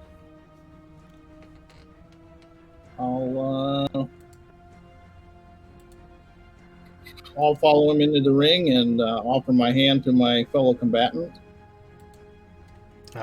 He shakes it. Good luck. To you as well. And he starts kind of dancing nimbly, like back and forth, hopping on one foot then the next. And you have first opportunity to strike. We're just going to keep the same initiative from the last combat. Okay. Then what should I use to attack with? Just attack. Just use your great axe attack for now. It's fine. I'll worry about the damage as bludgeoning instead. Oh my god, another nat 20. Jesus, man. You approach the guy and he kind of holds up his shield and tries to use his sword to maneuver your maul out of the way, and you let him do this and then follow the trajectory of the turn and just slam the maul into the guy's exposed back as you follow the complete turn of from his deflection, and he goes sprawling onto the ground face first in a heap, and kind of rolls over to look up at you, wide-eyed. He slowly gets up, kind of shakes the dust off himself, and says, "My turn, no?" And moves to try and strike you. I'll grin and say, "Come at me." All right. He makes 2 swift attacks at you. The first one does 3 bludgeoning damage as he gets up under your protective stance. But the second blow you knock away easily as you get a good sense of his fighting style. He leaves himself open to your attack.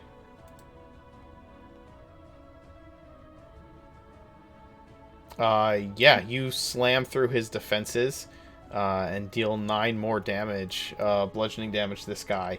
And he once again finds himself kind of smacked off his stance and has to give himself a couple of reassuring steps to keep fighting. He ducks in, like making a kind of a feint to the left and then to the right, and makes 2 more quick strikes against you. The first one misses, and so does the second, as you just kind of hop back from his attacks, and he once again leaves himself exposed. It is your action. Jesus Christ! Oh my Oh god. my goodness. Dude! That's like you're stealing everybody's crits for this battle that means literally nothing. God, it's like God of War tonight. Calith, you, as he leaves himself open, like he like ducks to the right, ducks to the left, comes in low and tries to make 2 quick strikes with the sword at your midsection, and you just jump back from those attacks slightly, but you see that he's left himself exposed, and you hit him hard with the maul, and he goes down in a heap, kind of tumbling to the ground and rolling to a stop at the feet of the trainer, completely unconscious. And the trainer looks down at his fighter and looks up at you with a big smile and says, "Yeah, all right." Calf lets out a big laugh or an Awathan battle cry first, and then laughs jovially and walks over to the trainer. So listen, you know what you're doing, and I think that you could do more than training here.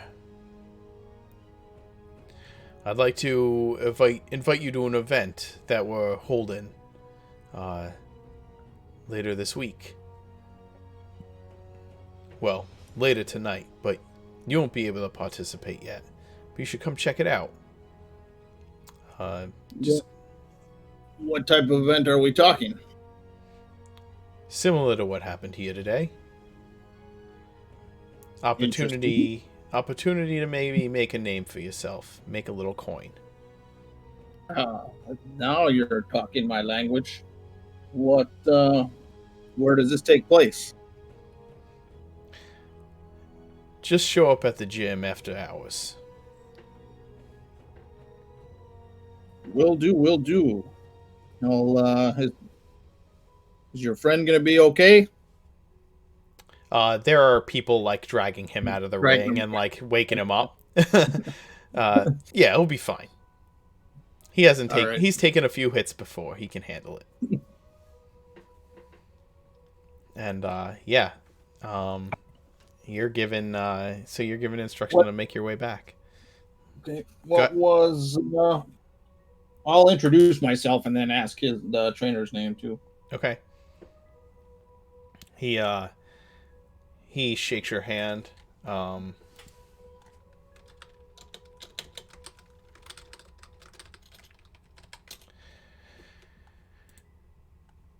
You introduce yourself.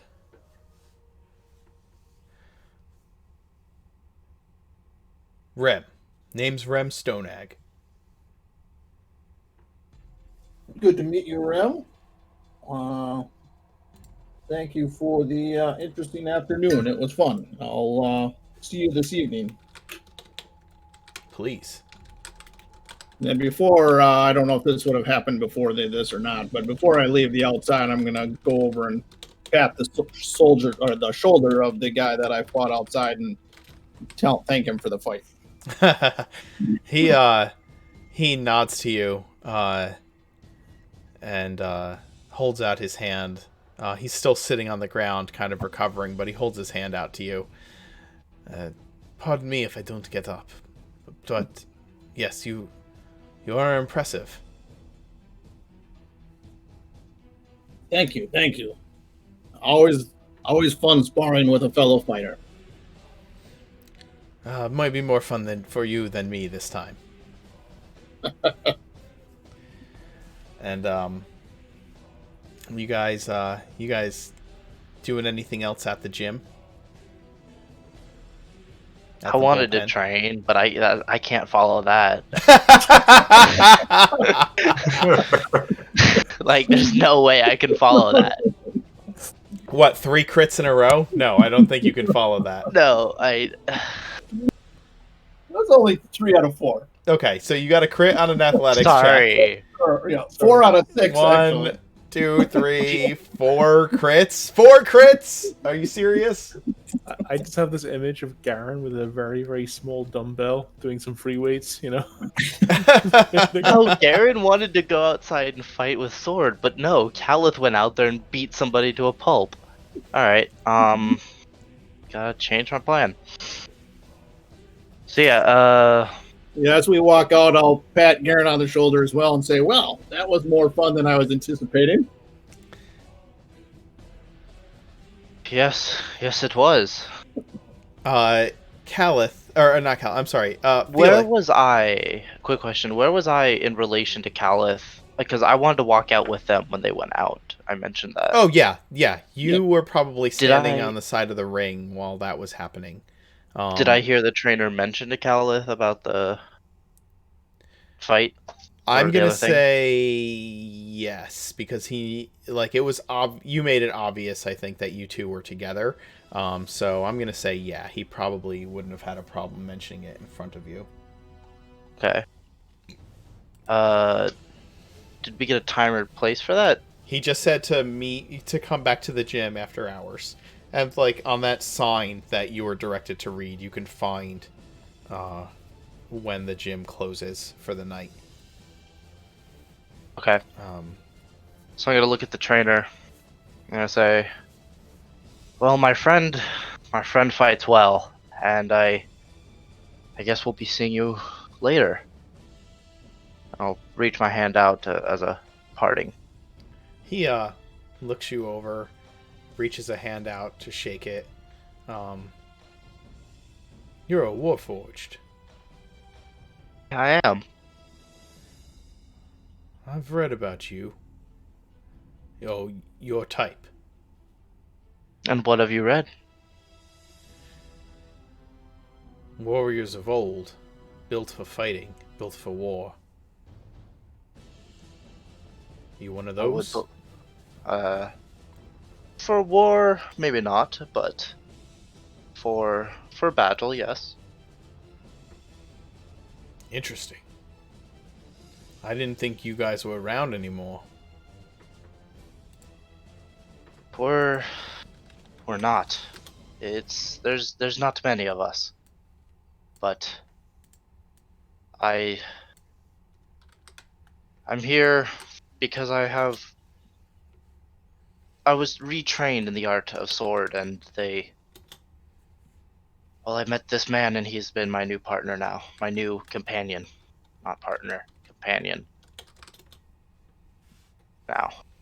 You fight too? I fight. Gesturing to my short sword and rapier. Is that something you wanted to show off now, or you waiting after that performance? And he, kind of throws his thumb in the direction of Calith. I believe I'll wait for now. He nods. Well, we'll see you tonight as well. Bring some coin. Aye, we can do that. I don't want to read what the hours are on the sign as Sure. we're leaving. No problem. The sign talks about, like, respecting the other fighters, not breaking things, things like that. No lethal combat. Control your anger, control yourself, or whatever. Things of that nature. And it says that the doors are unlocked from 9 a.m. to 9 p.m. Okay. All right. I'll as we're walking away, I'll ask Garen if he found anything out in the office that of interest. Well, we're members at this club now. I believe you still have to go sign those papers actually for your membership. Oh, that's right. But Oh. we should be welcome here now. Yeah, you. I guess you would stop. You would stop at The office. the office to sign. Okay. Then I will also offer Garen my 5 gold pieces for my half of the membership. Okay. Thank you. I will gladly accept them. Cool.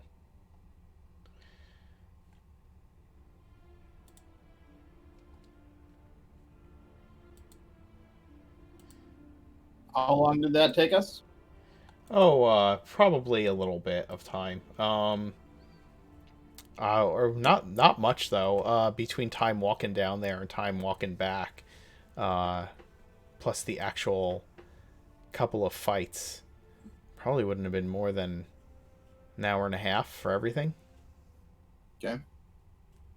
So are we just heading back to the inn, or should we just kind of walk by a couple of the other places we saw mentioned, just so we kind of know what they're like, and then head back? Perhaps we should head around and see maybe what info we can find out of some of the other gangs or organizations around here. Okay. Do you want to tell me which one you want to go to? Did you jot any of that information that I gave you down? I got the last half of it. I realized I should have at the first beginning, but Okay, so the legitimate got half of businesses, the Tall Fellows have some. Their general store is probably nearby, or in the direction heading back from where you are to the actual inn. You would be able to stop at their general store if you wanted to. As far as the Royals, their bar is across town in the slums, so it would take a little while to get there. If you'd like to do that, it's called the Deck. The Scrappers have a legitimate business, a legitimate like construction and engineering firm, I guess you would call it. That's in Southland, in a commercial area. If you'd like to go check that out, that's also on the other side of town from where you are. And that's it. Those are the legitimate businesses you know about. okay. Perhaps we should stop by the Tall Fellow general store on our way back. See what we can find out there. I agree. Sounds like a good plan. Okay.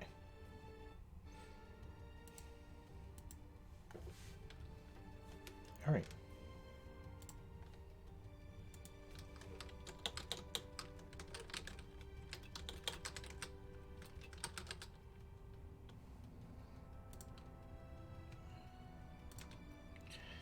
Okay.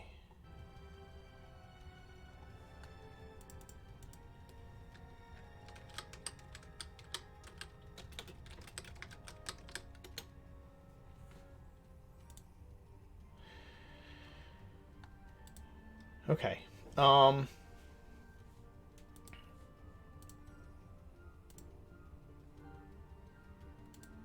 You head to this general store, and it is called. It's called the. Well, it's called Avelli's Coster. What was the first thing you said? Avelli. It's the name of the person that you've told is in charge of the Tall Fellows gang. Okay. And it's Avelli is spelled Avelli.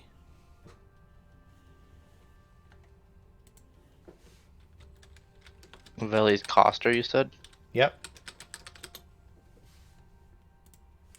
It is a large. It's not. Well, I don't want to say it's large, but it's large for a general goods store, right? It's like the. It's like if you walked into a. Like think about those old style Western general goods stores, right? With all the things on the on the walls, bags of flour and rice around, wooden shelves, a big wooden counter with a there's a halfling with a clean apron on behind it, and there are the shelves are tall enough that they have one of those ladders that are kind of on wheels that they can roll around the walls of the store to get to things. It's very tall and filled from floor to ceiling with goods.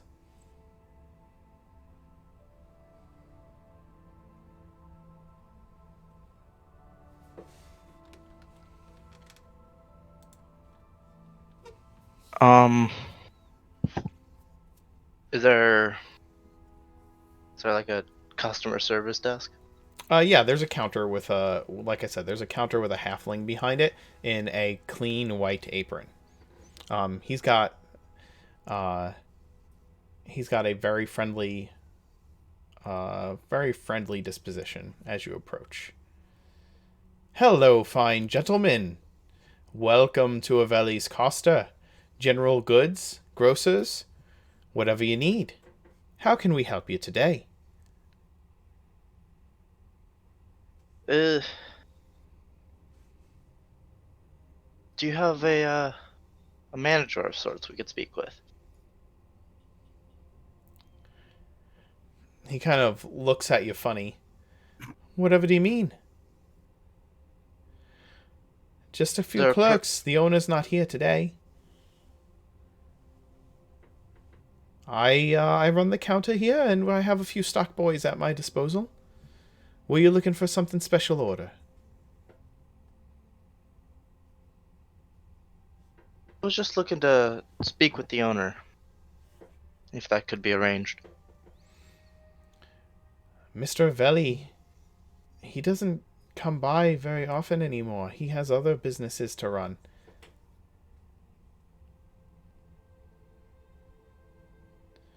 I'm... What do you... is there anything I can help you with? I don't actually need anything from the store.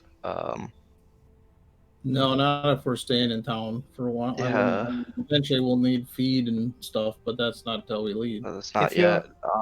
If you're looking for a meeting with Mr. Avelli, I can send word to him that there are those looking to speak with him, but I'd have to know who you are and to what purpose.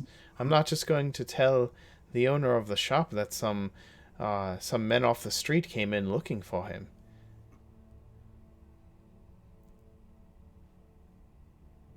I was letting Garen take the lead here too. Yeah, I'm trying to think of how to do this altogether. Sure. Calith is almost kind of like browsing as Garen's talking. Sure. We have a mutual friend from our past, Mr. Gerd Ironoak. He sent me here, and I just wished to go speak with Aveli. I hoped I'd be able to speak with him. He has pulled out like a piece of parchment and has started writing this down with some sharpened charcoal. You say Gerd Ironoak. How is the old bastard? Well, he's come into a good deal recently. Last I heard of him, he was repairing a warship. So he seems to be doing pretty good. Oh, excellent, excellent.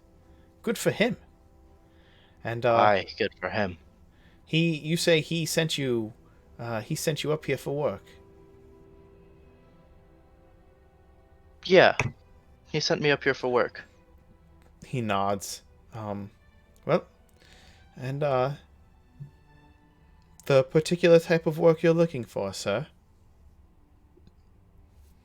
Goods and services. Yeah, some goods and services, and mainly I'd like to speak with Avelli, but if you need a topic, then yes, goods and services. He nods. Well, I'll pass this along to uh, I'll pass this along to Mr. Avelli or one of his associates, and I'm sure that if a meeting can be arranged for you, that they'll be happy to do it. If you don't mind, I have other customers in the store that I need to help. If you're not going to purchase anything, feel free to browse. We'll be at your disposal if you need anything at all. Thank you. That we will be out of your hair now. He nods. Oh, your name, sir. Your name. I'm Garen. Pleasure, Garen. And your friend? I can get a gesture over to Calith. This is my friend Calith. Pleasure. Pleasure meeting you. I'll pass along your names to Mr. Tallfellow as well. That would be excellent. Thank you.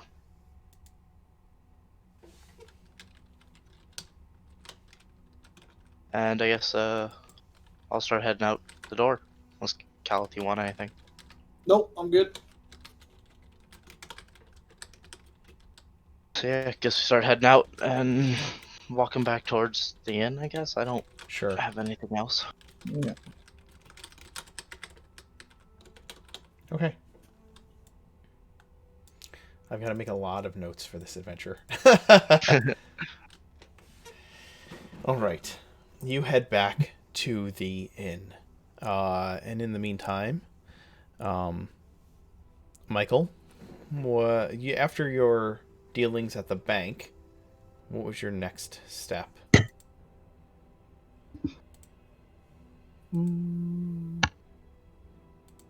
I probably want to go to the library myself, but I wouldn't have said anything to Felix.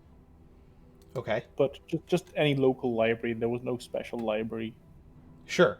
You probably would have ended up at the same... Well, do you want to go to a library closer to the inn, or do you want to go to a library closer to the bank? Closer to where I am now. So if I'm just leaving the bank, wherever the closest library there is. Okay. Then you would be at the Twiland Hill Northland Library. Okay, I go there.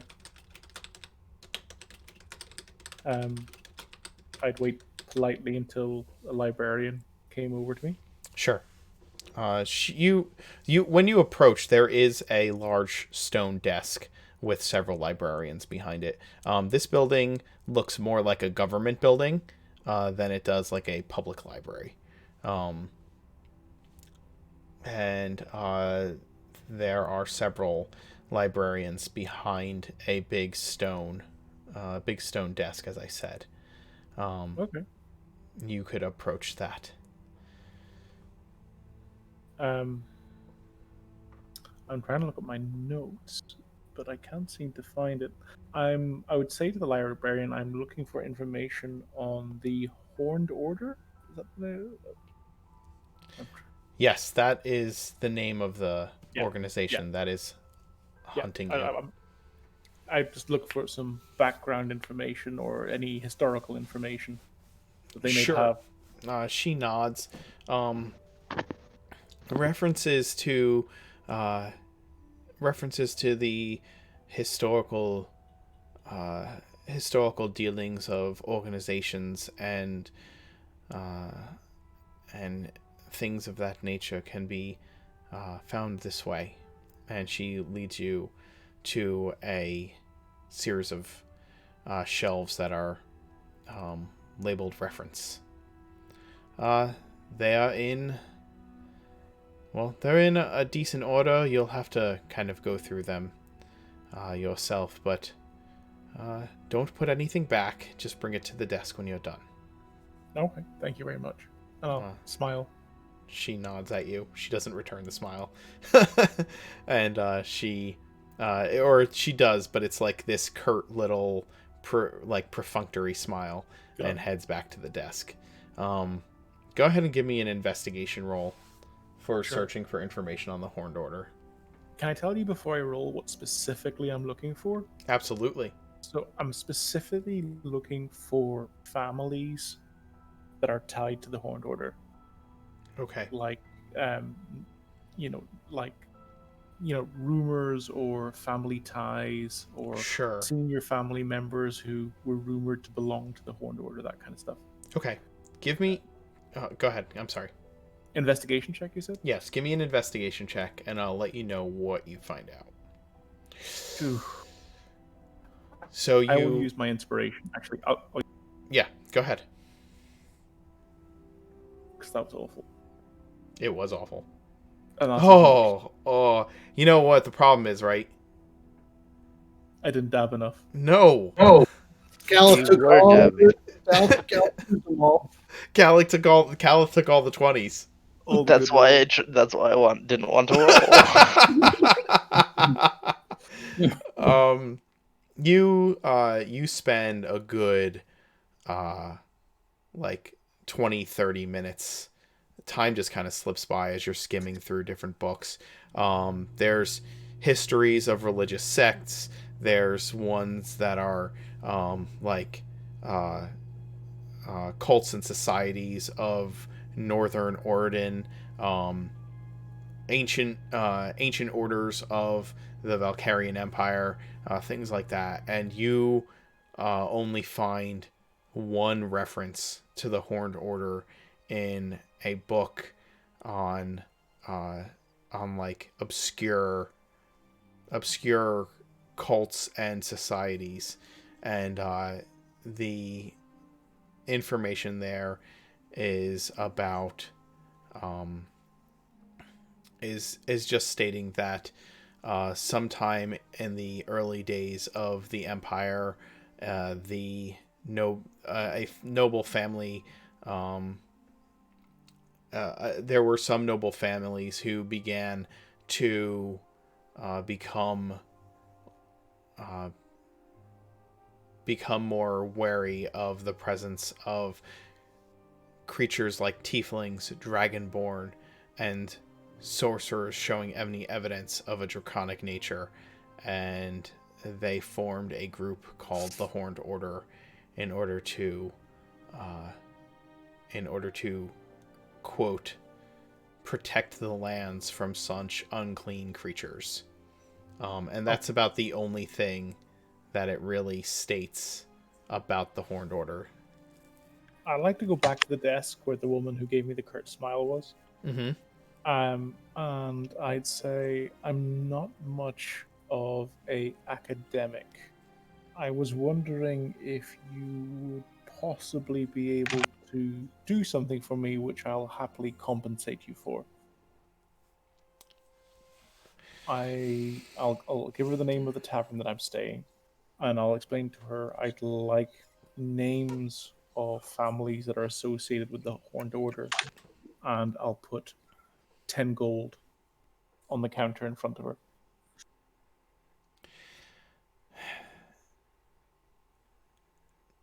She takes the she looks at the 10 gold and says, "My lord, that will not be necessary." Call it a gift, and I'll smile.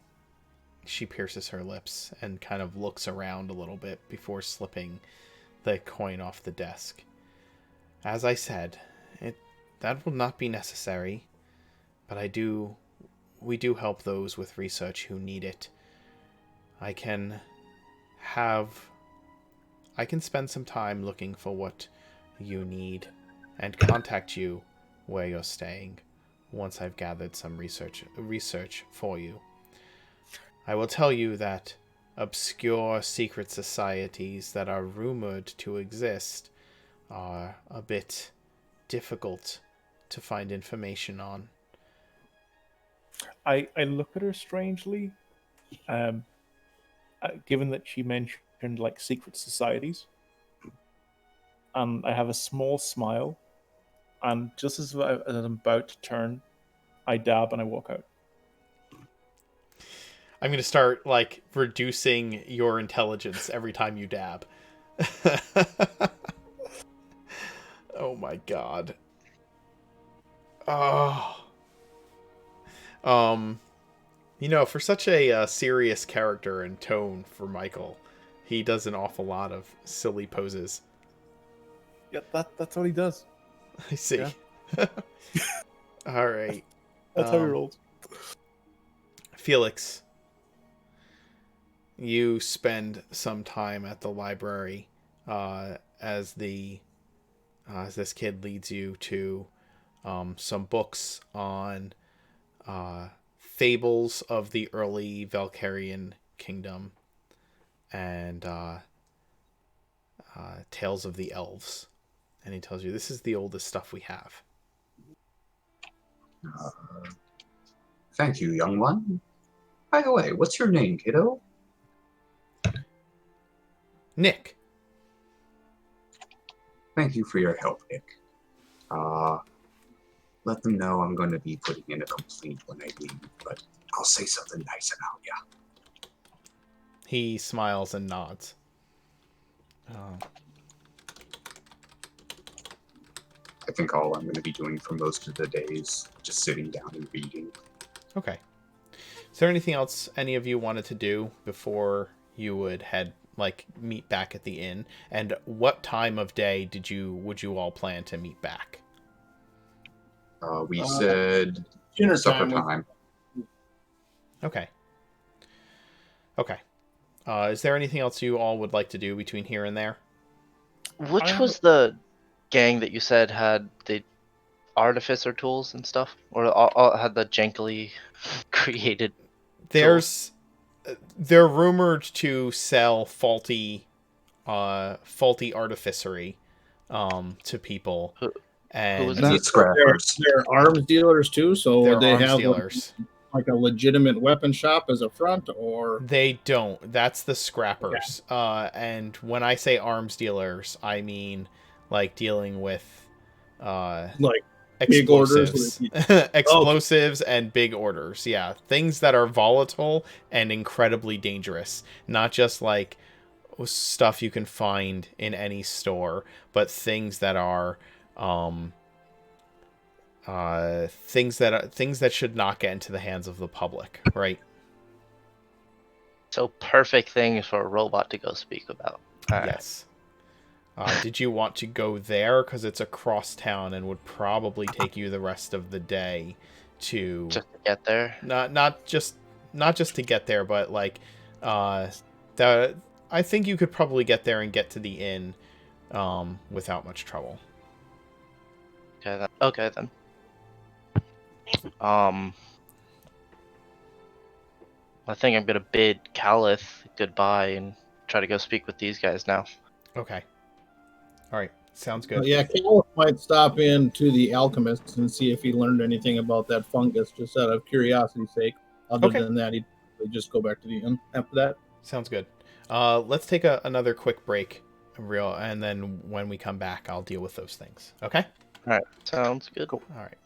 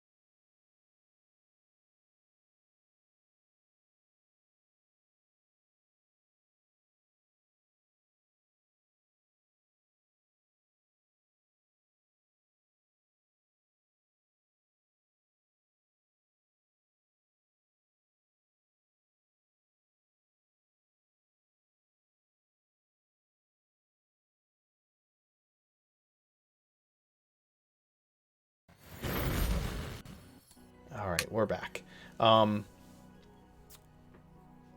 Garen, it takes you, let's see, it takes you probably, it's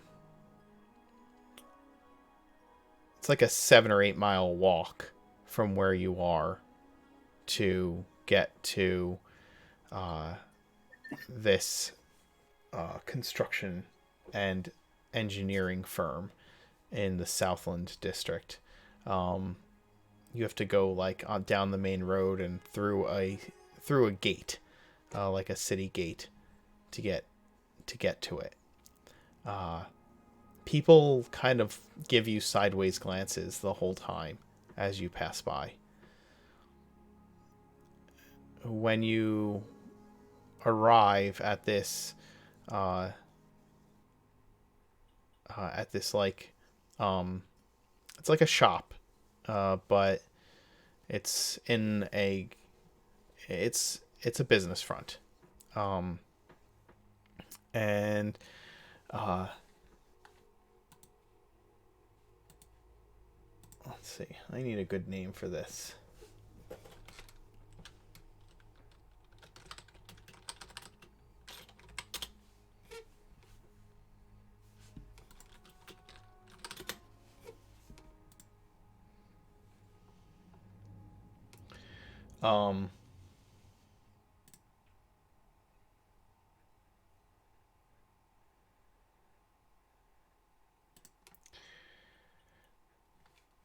It is it's simply called Twiland Hill Dwarven Engineering and Construction.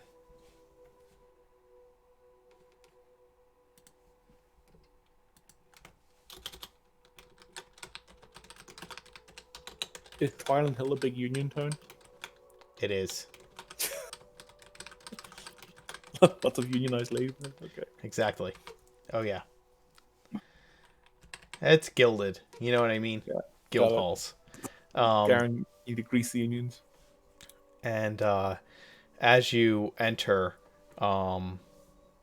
it's almost like a showroom type of building, right? There's different things like samples of construction materials, building, kind of building design, and even some like dwarven like gear, dwarven and gnomish gearbox type doors and windows for and different contraptions to add as features to buildings, including like vault door constructions and stuff like that. And there's a dwarf with rolled up sleeves, and a vest, big, well-groomed beard, and completely bald head, who greets you upon entering. He looks you up and down and appraises you as if he's looking over, well, a machine that he's trying to figure out how it works.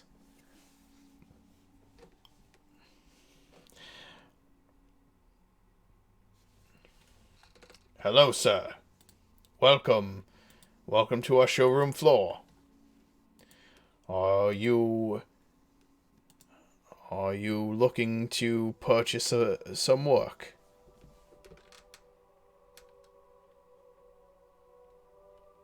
Tell me Garen's here, and I haven't just been speaking for no reason. Can anyone hear me? I Yeah. can hear, but yeah, I hear Garen must be away I'm from. sorry, I've been muted. Ah, Oh. that's what's going on. No, I've been here. Sorry. Sorry. Can you repeat what the last he said? I missed that last word. No worries. He greets you and asks if you're there to contract some goods and contract some work. Yes, I am. I've heard rumor of. Not, I've heard rumor. That's bad. I've heard that you have a skilled team of artificers. I've been looking for a possible enhancement.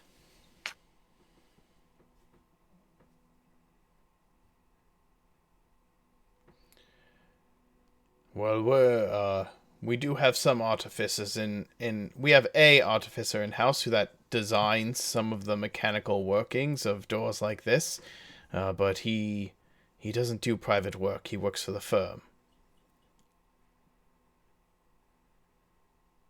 Would you happen to know of anyone in the area that would do private work? Hard to find artificers willing to do private work. Most of them are employed with large firms or by nobility or by uh, by the monarchs, or in this case, the city council.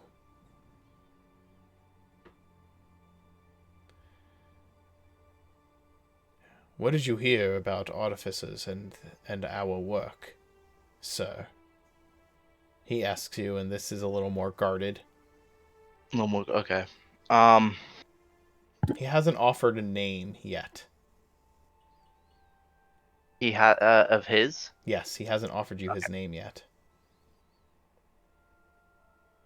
I've just heard word that, well, an engineering or a construction and engineering firm, they must have a skilled team of designers, and well, if they have skilled team of designers, then they must have an artificer. That's not necessarily a far leap. We mostly employ engineers, gnomish engineers, and dwarven construction.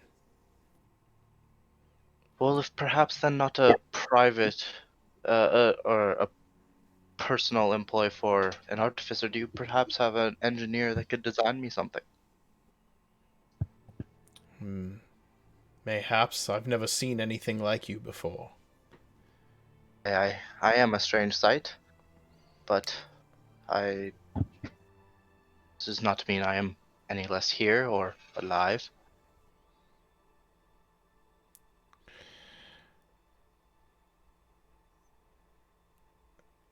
Let me take you back to one of the engineers, if you'd like. Wonderful. I'd love to meet them. He nods. I'm Finned. Finned? Yes. I'm gonna reach my hand out. I'm Garen. Pleasure, Garen.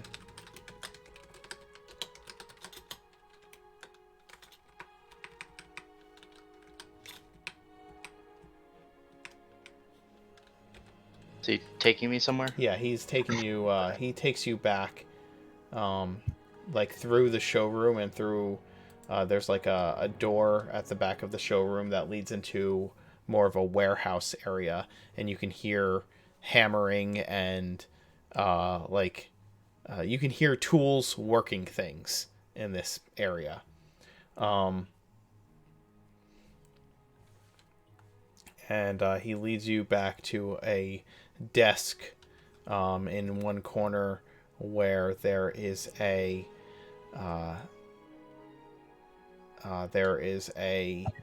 dwarven gentleman sketching something out with charcoal on this desk, and he walks over.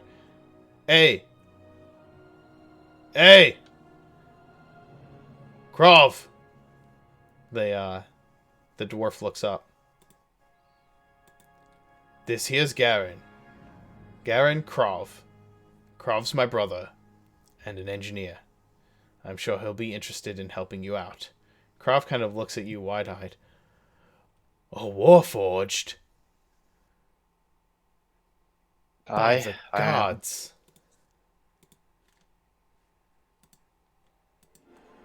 I must be a sight. I know. I run into this a lot. I'm gonna reach my hand out to greet him. Krav shakes. And as he does, he kind of slowly shakes and then like turns your hand a little bit, like looking really closely at your construction. After he shakes my hand, I'm going to withdraw my hand and say, He's kind of shocked as you withdraw your hand and marvelous, marvelous. I have a request, Krov. Would you be able to possibly make a hidden blade into me? Well, A slot for a hidden blade, and in return, I will let you examine me, my workings. My life is in He kind of looks wide-eyed at you. Weaponry? I'm a building designer, thank you very much. And, what? I'm sorry, I do not mean to offend. I'm just simply looking for Did someone send you here? No one sent me. I come on my own accord. He strokes his beard. His brother has since walked away since introducing you. I do want a chance to look at your construction. I'll tell you what. Give me some time to, if you give me the opportunity to see what you're made of, then I may be able to help you work that out. As long as I remain fully functioning, I agree. And I will stick my hand out. He shakes it. Now? Is there something you wanted? Can I? Would you like to do this now? Yes, of course. I'm not going to pass up an opportunity to discover one of the Warforged. And do you know when you were created? What era? How far back do you go? What versions? I'm sorry. I do not know that. My earliest memory is some 80 years ago of being awakened, but I do not believe that was my creation. You've been awake for 80 years. As of now, yes. As of memory serves. Oh. Good. By the gods. Well, come. I will give you some privacy. And he takes you back to a to kind of a closed room, a closed workshop. As we're kind of walking over, I want to kind of look around, see if I see anyone, staring at me or possibly like getting a bit scared or ready to. Nobody seems to care at this point. Okay. Nobody always cares. There are the other dwarves and gnomes that or the dwarves that are back here are all working on like actual construction. But he leads you back to a workshop, and kind of like is looking out for people as he does and ushers you in. I'll follow in cautiously, looking around. Sorry, they can't trust gnomes. They'll want to get in on the deal. Start looking you over for themselves. And he kind of shuts and locks the door behind the both of you. Well, what can I examine? I imagine this is like you're in an like you're in like a workshop, right? It's like a it's like there's like cogs and gears hanging on the wall. There's a workbench with all kinds of tools hanging by it, and there's a big like metal table in the center of the room. And you probably feel the same way that someone going into the doctor's office for their very first physical might feel. It's like Okay. super awkward. Yeah, obviously Garen's a bit nervous, but he's gonna look over to the dwarf and be like, "Well, what would you like to look at on me? I Well, uh, uh, how are you powered? How do you move? How are you alive? Do you have joints and gears? Do you have cogs or uh, d- are you powered by lightning?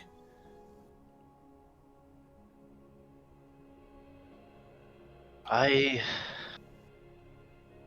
to be honest, I'm not entirely sure how I am. I just am. He I nods. Garen wears like clothes, right? Yes, Garen's wearing leather armor. Okay.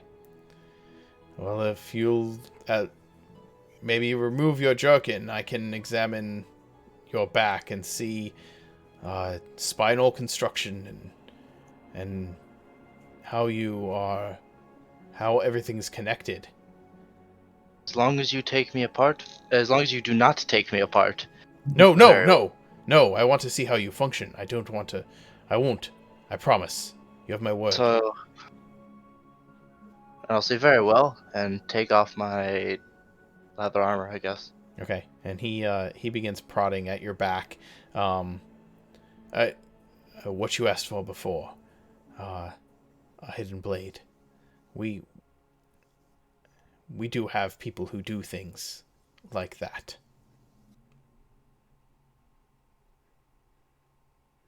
Where would I be able to do that or find someone to be able to do that for? We can schedule another meeting like this, and I'll have someone here who can speak with you. That would be wonderful. Do you know how much they charge? Depends on what you want. For something like that, well, I've never worked on a warforge before. I don't think any of them have either. They would have said something, bragged. But so I don't know for sure. I myself may be able to do it. I'll have to determine what maybe just at cost of the knife and whatever mechanisms we need to install, but I don't even know if I can do it. I have to figure out how you work first. And he just excitedly babbles the entire time that he is examining how you function. I'll just kind of let him do his thing. Do you go into sentry mode or are you Pretty much, just kind yeah. of start disassociating, and as long as he doesn't Yeah, do anything to really cause he me doesn't harm, do anything to I cause don't. you harm. He seems very like uh authentically open to this opportunity. So yeah, I'll pretty much just stand there and let him examine me. Sure. Um and we'll move to Caliph. Or Caliph, I'll just let you know that the apothecary has only had the fungus for less than a one day. day. And he hasn't really had he's put some things into the little container with the fungus to see how it will react to certain things. And he's waiting to see what else he can find out. He needs to do research, but he hasn't found out what it is. However, he did put an insect in with it, and it infested the insect. Cool. And okay, I would ask him just Caliph likes working on his herbalism too. So if I have like an hour or two before we're supposed to meet up, Caliph would just ask Treg if there's anything he can help him out with. Just basic stuff. Obviously, I'm not a professional, but Mm-hmm. He says, sure, if you want to spend the afternoon, like, um, like, grinding herbs or like, prepping some things for, various potions, he'll allow you to do that. And he tosses you a gold at the end of the day for helping him around the shop. And then Cal will do that, and he'll, as a kind of role playing piece, he looks kind of weird because Cal doesn't seem like that type of person. No, so he he's doesn't. a burly guy, but it's kind of the same thing he used to do for the shaman that his mother worked for back with the Awathans. So he's Absolutely. actually pretty good at doing that. So it's kind of a weird sight to see him doing that. Sure. Yeah. You're very, you look like this big barbarian, and yet when it comes to dealing with herbs, you're incredibly delicate and careful and, nuanced in your handling of them. And there's this, there's this discordant moment for anyone who looks at you, in how just the minutia of what you're doing compared to your size. um Eventually you all meet at the inn, at the Azure Wand, for dinner.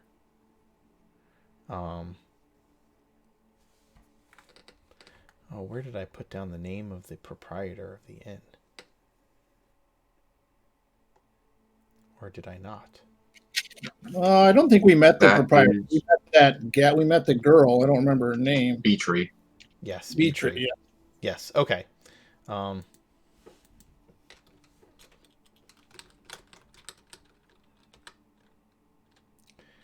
Yeah, I had that somewhere, but I'm not sure where. But yeah, I have it now. Yeah, Beatree's behind the bar when you come in. The tavern is full for the evening, kind of brimming with people. How long did you pay for rooms for the inn? Did you lay down some money for? Was it 2 nights? I think. I believe so. Yes. Okay. Yeah, All right. yeah, because of 5. No, what? Yeah, 2 nights sounds right. Okay. So yeah, you all kind of gather there. I think actually you probably all get there around the same time that evening.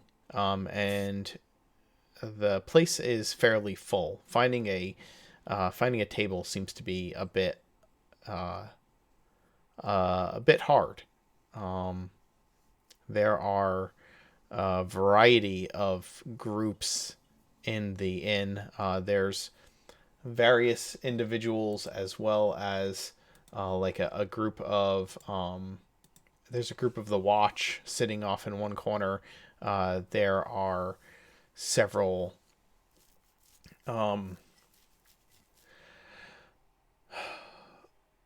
there's like another adventuring party in town. They're sitting at a table. You can just kind of tell by their gait that these are people who probably do similar things to you do, that you do, by the things on their person.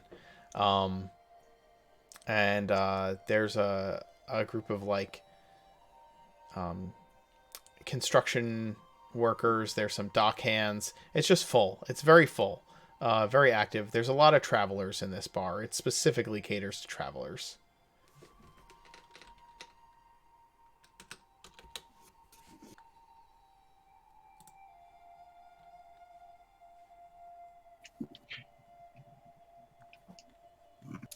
Before I enter the bar, can I just have a quick cursory round and check if I'm being followed or anything? Yeah, give me a perception check. Make it better than your investigation. Not by much though. You're not. Okay. So I'll just go into the bar and I'll find. Is there anybody waiting there?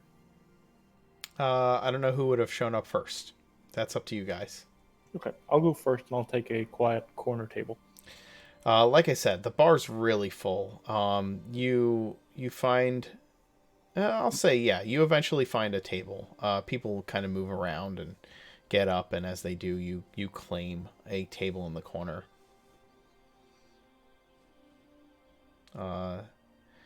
It's shadowy and just the way you like it. Nice. As you're the first one to get there, eventually a barmaid approaches and places one of those like wooden tablets with a piece of parchment, kind of like strapped to it with like leather thongs, and places it in front of you. And it has a list of foods for that evening, as well as meals with drinks for the evening. And she just kind of tells you that when you're ready, she'll get you whatever you like. And she looks at your empty chairs at the table and asks if others will be joining you. I'll look at the menu. I'll see what the tastiest things on the menu are, and I'll just order 4 of them for me and my colleagues. Okay. And I'll pay for it too, with drinks. Sure. There's roast deer with rice and poached eggs with a glass of cider, or there's roasted pheasant with whey cheese and a glass of whiskey, or boiled eggs and cheese with a tankard of stout. Are some of the items on the menu. I'll take the 4 pheasant. So. Okay. 4?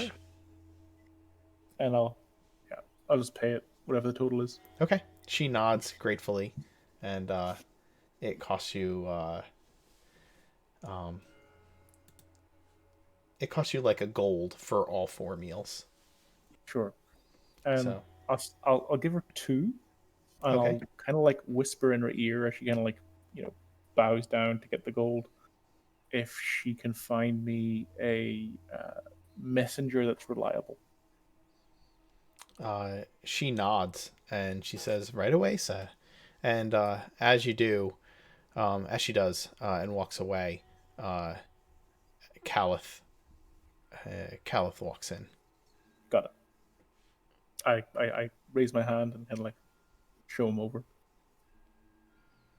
Cal will walk over and sit down and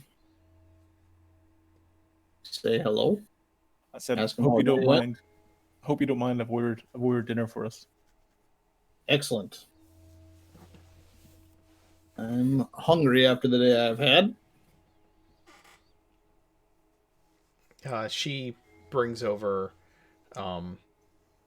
whiskeys, the round of whiskeys, and places them on the table. Would the working and meal count as a short rest? Oh yeah. Yep. Okay, I'm gonna use a hit dice then. Okay.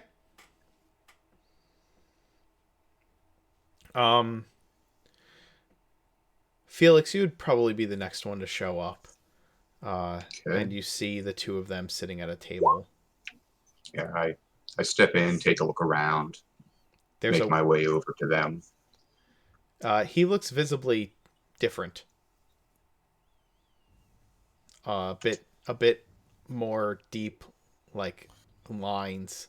Perhaps a little bit of gray in some places that weren't before. As I walk over, I'm waving over to the waitress. Also, hey guys, what's up? Beatree waves at I'm you gonna, and smiles as you walk in. My God, man, you look like you've had a rough day. Yeah, you look like you've seen a ghost. Funny enough, I literally did. When you sit down, there's already a glass of whiskey sitting in front of your stool. I'm still waving the waitress over anyway. Sure. She'll make her way over after a few moments. 1 second, guys. I lean over to the waitress. Their next round, that's on me. And I'm pointing towards the other adventuring group. Okay. She nods. So, guys, I was in the basement of the library in Midland here, and they never warned me. They have a specter in the basement guarding the books, and it nearly gave me a heart attack. I don't know if you're sad looking or if you're excited. I'm not really sure. I feel like it took, like, years off of my life. It was really, really scary. Does Felix look like happy about this or not happy about this? I don't even... out of character, I don't know what's happened. Oh, okay. Yeah, he hasn't looked in a mirror yet. Caliph kind of looks at him and says, I don't suppose you just went exploring. Well, it felt like I was being watched, so I took a look around to make sure I was alone, and yeah, it turns out I wasn't alone. Just not in the way I was thinking. Can I cast prestidigitation and like I can do a small trinket, like a small 2-inch size square mirror, and hand him over the mirror? Sure. You might want to. I take a look. Just real silent for a minute. Then I just scream out. Holy fucking catoblepids balls! Oh, those people are in so much fucking trouble. And Garen, you walk into hearing Felix screaming. Can that be fixed? Well, I'm gonna walk over to them and say, you having some trouble? You okay Garen- there, Felix? Yeah, and Garen, you sit down and there's already a whiskey in front of you.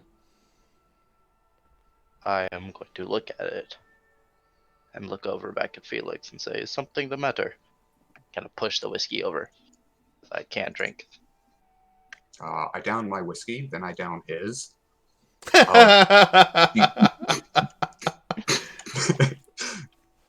Do you see my face? You see what happened today? No, I'm not doing very well. Perhaps you need some sleep, as I am bad at emotional cues. You know, I don't know what I need, but I'm beginning to think, ever since I joined up with you guys, either we're all cursed or I'm cursed. Bad things just keep on happening. I put my hands up and say, look, I only met you guys yesterday. Oh, never mind what I said, Michael. It was a joke, really. You guys want to explain what happened? How far back do you want us to start?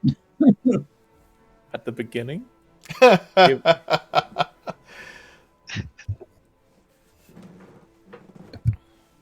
Like, given that I am part of this crew now for at least a month, I think I've got the right. We had some problems with this snake cult, and We I had almost problems died like before 3 that. or 4 times. Yeah, I was trying not to go into that. What problems? Almost getting sliced in half a couple times. I look at Calith. And the bar incident. Bar incident? Well, let's just say we're maybe not exactly welcome in Angkor anymore. Well, they're not. I'm okay. You fled with us. Yes, but you see, Remy was a good guy, and he told me that, he told the, Geneva Navy that I was no part of it. What's that, Caliph? I kind of thought that Felix had already told us that we were kind of off the hook and anchor on our way to Twiland Hill, but it doesn't matter. Yeah. No, yeah. I said that, I was definitely off the hook, but I wasn't really sure about you guys, because there wasn't exactly a mention about you guys. So that's Okay. kind of a maybe. I'll kind of look at Caliph will kind of look at Garen and Felix and shrug and say, "Should we tell them what happened?" Yeah, I guess so. Well, if And he will then be with us for the week, then I believe we should. Month. I would say the three of us kind of together will give a bare bones account of what happened. Sure. Yeah, he Michael has made a deal with you guys to, or at least with Genevieve, that he will, or I think with all of you, you guys had discussed Yeah. him working for you, for all of you for the next month. Yep. For I'm gonna say- having saved for Genevieve having saved his life. Right.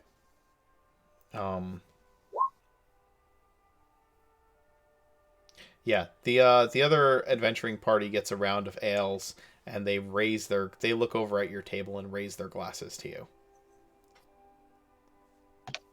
I give them a distant cheer and down my drink.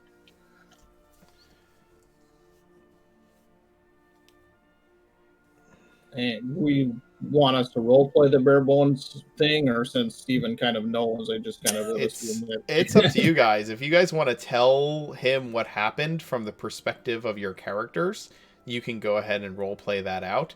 It might be interesting to see what each of your characters kind of how they viewed the events that happened. It's up to you guys. You tell me what you're gonna do. You guys are at the I'm table down by to yourselves. You can have all the time to role play as much as you want. You each found out things throughout the day too, right? Yeah. So yeah.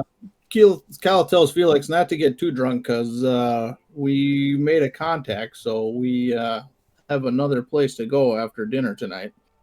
Oh, that's good. That's good. I pull out the papers. Got plans of the city. This will be useful. Yeah, don't worry. I'm not going to get too drunk. Did you guys find out like what areas the gangs control? I wanted to put it down on this map. Help us narrow things down a bit. Control, no, but we've gone to three of their places, three different places run by different gangs. That's a good start. Good start. All right, we'll table the map for later then. Or actually, now that I said that to Felix, I'll kind of look at Garen and ask, maybe, what do you think? Should we bring everyone along, or should it just be the two of us? Think that might be a bit suspicious. It should probably just be us.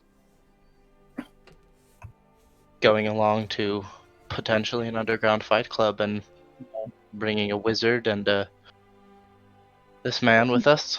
Wait, whoa, wait, what? No, that sounds like fun, actually.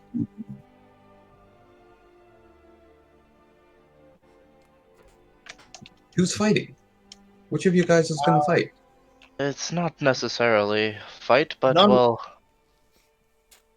I am Yeah. inferring through they're a fighting club, and well, they asked us to come by after hours.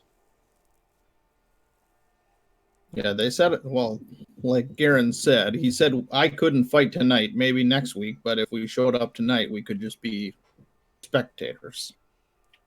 Oh, okay. Oh, I missed that. Thanks. Well, if you guys want to do it alone, and I'm fine with that.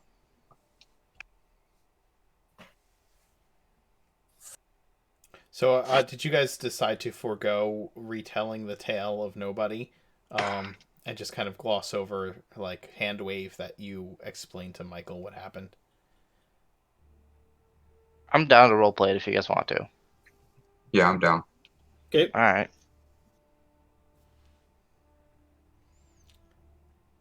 Well, Michael, we met each other in Anchor, where the town got attacked by some lizard people, and that's how we met. And we did some jobs for the mayor in town, and fought some fungal people. And on our way, as we were resting in the inn one time, our former companion, Nobody, was accosted unfairly by the Genevan military, and when they tried to arrest him, we got in a little scuffle with them, and some blows were exchanged. Can I insight check the little scuffle? Oh yeah. But by Felix's and Garen's reactions, I don't think you need to. Okay, fair enough.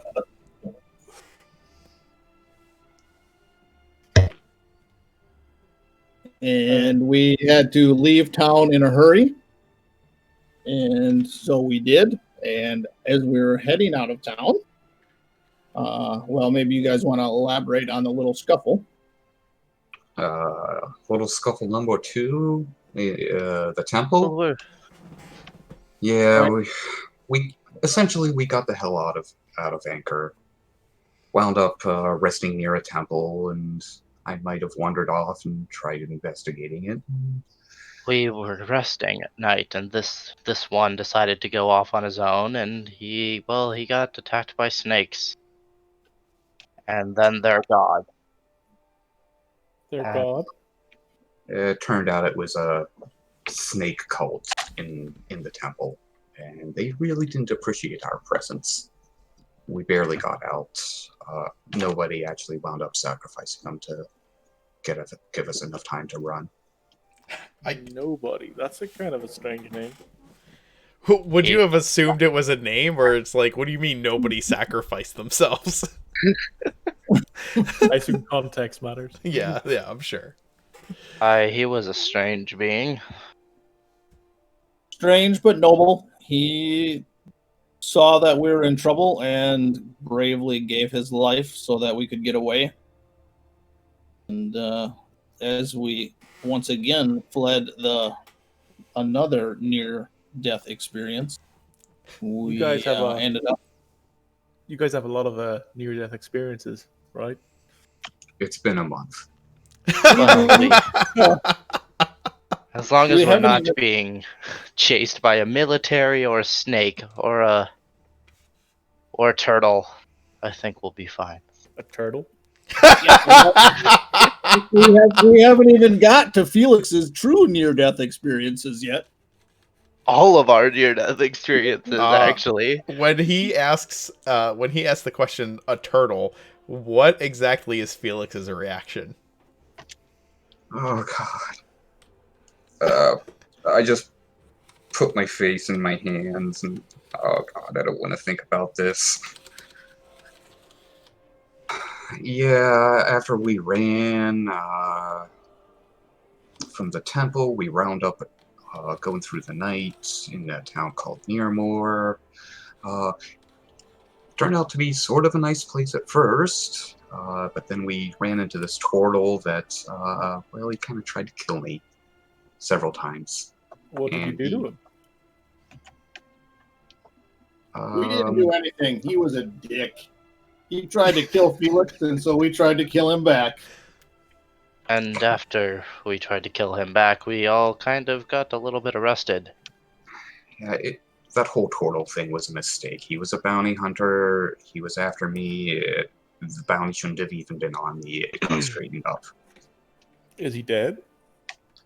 Hopefully. Well, Hopefully. him, I mean, hopefully, but I do believe most of the people around him now are. Okay, so we gotta avoid that guy. That's probably our best job. yeah, it turns out the town also had been taken over by the same snake cult. So apparently they own quite a bit of area in that little section of land there. Yes, with the pain in the ass elder, who was, even when she wasn't a snake cultist, she was still a pain in the ass. We wound up getting in a fight with them too, and they almost wiped us out. But thanks to the party mom Genevieve, she saved up our asses and got us all out here. Well, we wound up here. That's a fucked up story, guys. Yes, yes, it is. Well, Michael, welcome to the death saves. Death saves. Kind of Michael looks like really kind of like blanched and white and kind of like cat in the headlights, Yeah. given his own history. Yep. Death saves. Caliph kind of palms him on the back a little bit and said, "What would life be without a little brush with death?" Yeah, like Michael automatically goes towards his neck and starts rubbing it. Like without even thinking, it's like a, Yeah. a subconscious Yeah. gesture. Okay.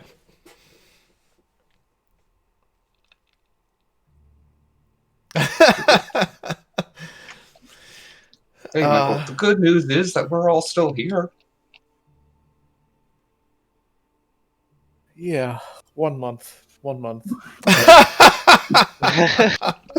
Oh my god. Oh my god. My eye Think- still looks banged up from that scar. It's not like a small scar, right? It No, is it's noticeable not on like my face. it's not like banged up. You just have a like Giant scratch yeah, in my you face. have like a scratch in the side of a car, but it's right down. It's from Right down above my your face. eye, right down over your eye and down your cheek. Right. It doesn't actually hit the eye.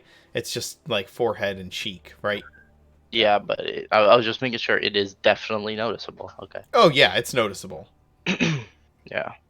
Yeah, Oh. we earned our battle scars and kind of point to Garen's eye, and Felix has got some battle scars, and then I kind of point to my ancestral manifestation, which Calith isn't really 100% sure what it is, but that's pretty noticeable too. Yeah, the brand type mark, the like Yep. scarification.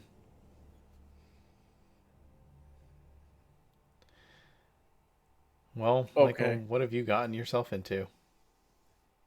Yeah. Yeah, he's just gonna take a large drink of his whiskey, shake it off a little bit. And then and the food arrives. And Oh, 4 as pheasants it are does. placed in front of each. Oh, a pheasant is placed in front of each of you. As the food arrives, I'm going to order it. Buy another round for the other group. Okay. I think I'll order another round for us. Okay. So, Yeah. There's a round of whiskeys are brought to the table, and the adventuring party next, like probably across the tavern, gets another round, and they once again salute your table in thanks. I have a question now.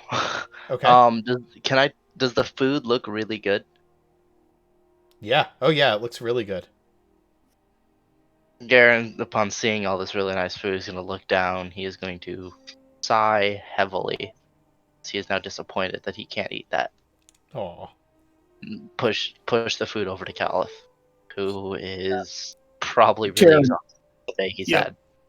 Yeah, Calith is just tearing into it. He doesn't have the best. I mean, he's not totally disgusting, but he doesn't have good table manners. He's eating with gusto. Twiland Hill fried pheasant. Colonel's best recipe. The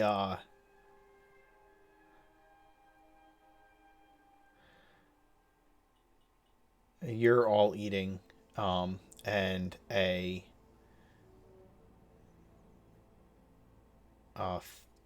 one of the members of the other party gets up from their table and makes their way over to you guys. She makes her way over, and she's a broad dwarf in plate, and she puts her tankard down on the table as she comes up with a big smile on her face and says to all of you, looking specifically down at Felix as she does, I came over on behalf of me friends to say thank you very much for the offerings of ale. Our pleasure. Adventurers should look out for each other, you know. She nods. You all are adventurers as well, I take it then. Traveling the lands looking for trouble. And work. Aye, and work, always work. Looking for trouble, yes. For a dwarf, she has a long face for a dwarf. Blonde hair, gray eyes. She has a glaive strapped to her back. Name's Gisela. She thrusts out a hand to whoever will take it. Garen will I'll take take his it. hand. Oh, Felix. I guess if she's talking to Felix, it'd be to Felix. Sure. Well, she'll shake anybody's hands who's willing to take it. Round of handshakes then. Mm-hmm. Greetings, Gisela. I'm Felix. Pleasure, Felix. Listen, your next round, it's on us. You've already bought us 2. Well, I won't say no to that. Eh, guys? How long you in town? Not really sure. She nods. We're just passing through ourselves. Well, if you need some extra coin, go see the captain. Tell him we sent you. Maybe he can find you something. Aye, that I'll do. And she raises her tankard to all of you. You enjoy your meals. I don't want to keep you long, but I wanted to come say my thanks. Well, stick around. Might have a proposition for you later on. Well, all right. Just want to finish up dinner first. You go ahead and enjoy. And she tips her, like I said, she salutes you all with her mug and heads back over to her table. I look at Felix and I said, I never knew you were such a ladies' man, Felix. Honestly, neither did I. I'm usually so nervous around them. Proposition after dinner? Garen's gonna look at. Oh, wait. No. That's not what you think. No. Not what you think. Wait, no. Are you sure that's not what she thinks? Oh, shit. Felix, how? You've had what, 4? 5? 5? How much do you weigh, Felix? Not much. You're about to be in for a hell of a night. Oh God! So you're eating. You've laid out the map on the table. You've shared maybe some of what each of you has found out, and a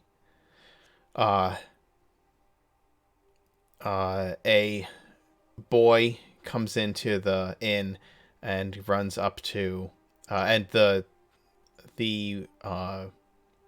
barmaid points him in the direction of your table, and he kind of runs up to Michael. You were looking for a messenger, sir? Yes, indeed. I'll pull out a pen and I'll type you the message that I want to send, Mark, if that's okay. That's fine. Oh, while he does that. Hey, Garen, are you guys going to be betting on fights tonight? Possibly. It's a good chance. If I give you some gold, will you make a bet for me? You know what, Felix, you seem to be having a fun night. You might be a fun addition. Well, I don't want to get in the way if they only want you to. I think they might like a little bit of amusement as well tonight. Besides, I've got a little business. I think I've got an idea I want to work on with that other adventuring party over there. Aye, and I think she has something she wants to do as well. Yeah, I think she took my words the wrong way. I gotta fix that. Well then, what would you like to bet on? I'll use your best judgment. think whoever you think will win. I'll give you 25 gold. Right. Sounds good. I'll bring you back 50 Uh, if I if, can. if it's a loss, it's a loss. No big deal.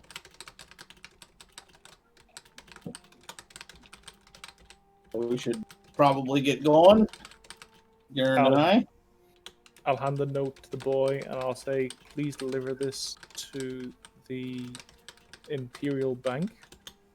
And please make sure that it gets to Mr. Standby. I'm looking up the name. To Mr. Carbrook. He nods. Yes, sir. Absolutely. Thank you. I'll hand him a gold. Okay. He happily takes the gold and rushes out with your letter. Did you introduce yourself to Beatree at the bar when you first came in, Michael? You gave the you had given I paid for the room. right. You had given ordered Carbrook drugs. the letter, an address to send you a letter, correct? Correct. With just the Correct. name Michael.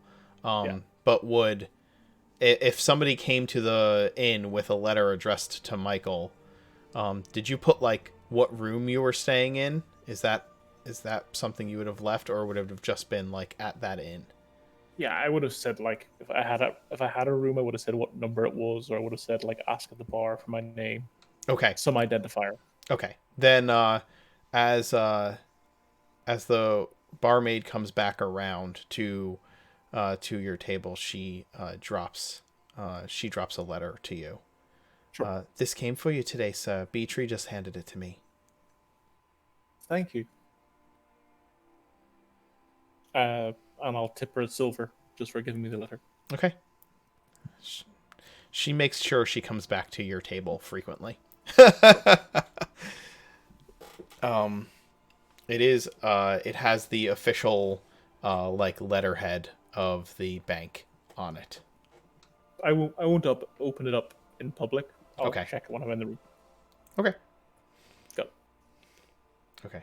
And and your letter has been sent off as well. Yeah. Okay. All right. Well, here's what I'll say. If as far as the fighting ring, we will leave off on that for tonight. You guys kind of break up from dinner, with Garen and Caliph heading out the door. Felix, are you approaching the other adventuring party? Yes, I will. Okay. Okay. You head over there, and so the party that you find there, there's the dwarf in the plate mail with the glaive, sitting in one seat. She seems jovial enough. There is a human male, with white hair and soft hazel eyes, wearing black leather armor. And you see a short sword and a dagger kind of at his hip.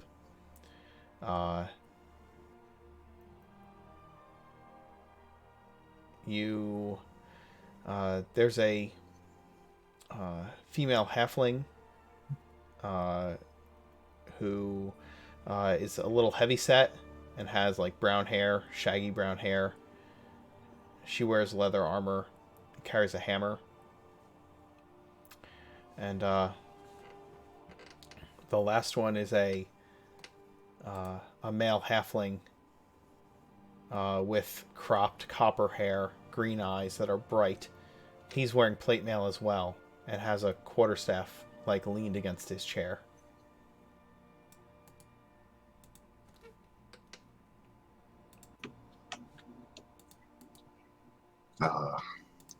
Hello everyone, Gisela again.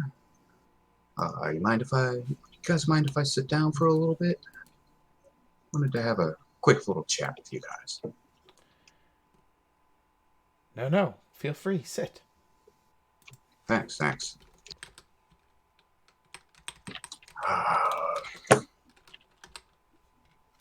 My name's Felix, by the way, for those of you that I haven't met yet. Let me tell you a little something about myself real quick. I grew up in places like this. My family owned a bar, and I worked there in the evenings, so I've seen a lot of adventurers in my days. Now I finally am one. One thing I've noticed is that there seems to be a massive lack of communication between every group.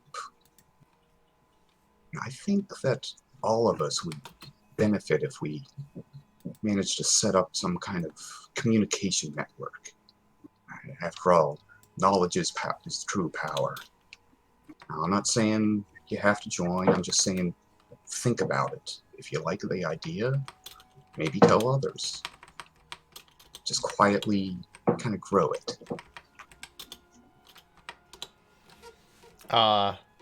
Gisela strokes her chin. You may be right. Although I don't know that all of us would agree on practices. But communication is useful. Sharing of information. Rumors. Major jobs coming up that needs help, that people need help with. Stuff like that. Yeah. Can I interrupt briefly, Mark? Sure. Apologies. I'd like to turn my chair around, look towards where Felix is sitting, see Gisela in range, and cast message. Okay. He really likes you. He really likes you, you know. You mother... She kind of glances over in your direction, Michael, and glances back at Felix. She smiles at you, Felix, and says, I think this is a good endeavor, and I think that we would be interested in following you up. And she places her hand on your shoulder, Felix, and she smiles at you kindly and says, and I'm truly sorry to let you down. But that's as far as a proposition as I'm interested in. At her touch, I instinctively tense up a little bit. What? I'm confused. But anyway, I'm sorry. And she kind of awkwardly pulls her hand away, apologizing. I just... What? What? I think we've had a miscommunication, maybe? Anyway, I'm glad you think it's a good idea. And if any of you guys have any magical talent, you've met me, so you can send me a sending. Otherwise, I think if you just send a letter here, I'd be able to get it. And if you do meet any other adventurers, see if you can get them in on it too. They nod. Gisela says, well, Felix, we'd be happy to meet the rest of your friends officially, that you've passed along their names. Or now that I got to meet them, the rest of us, I'm sure, would like to as well. This is Eldwild. She points to the human with the white hair and black armor. Mara, the halfling who's wearing brown leathers, and Baldo. And she points to the male halfling who's also wearing plate mail. I turn back to our party. Is it just Michael left now? Yeah, Michael's the only one there. No. Well, I wave him over. Okay, I'll come over and I'll say hi to the group. Everyone, this is Michael. That's Gisela, Eldweld, Mara, and Baldo. They I'll all Michael? raise their glasses in salute,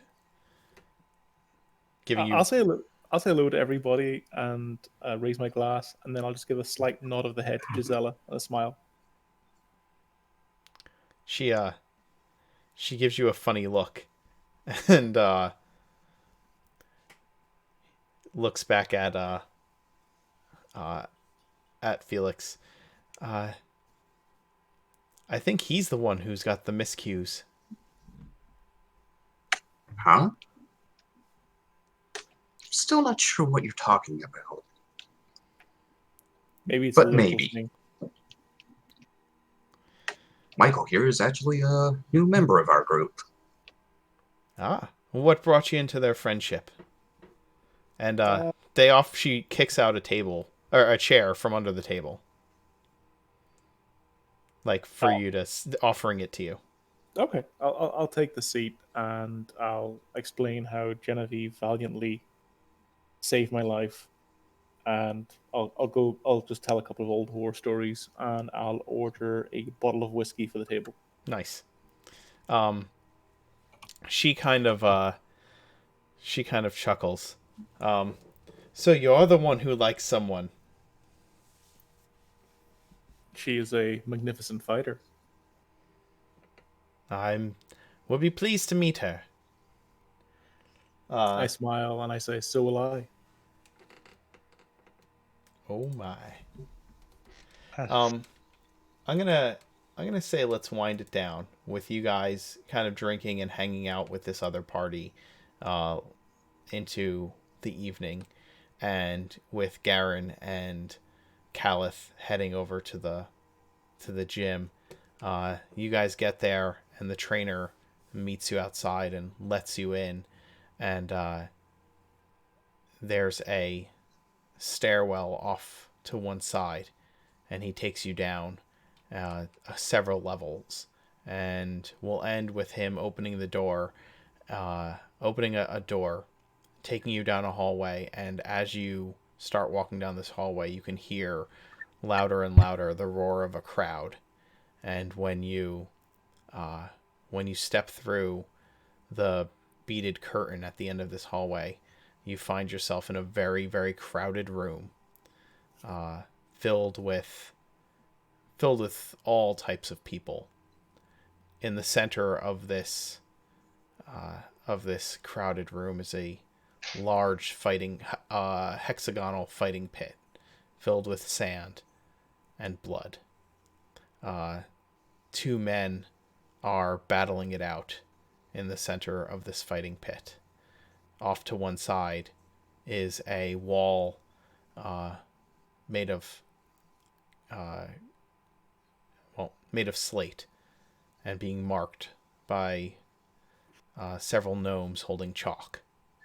And scantily clad men and women wander through the crowd, offering drinks and food of various types and taking coin in exchange.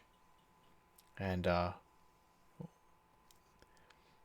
the trainer turns to the two of you and says, "Welcome to the real bullpen." And we'll end it there.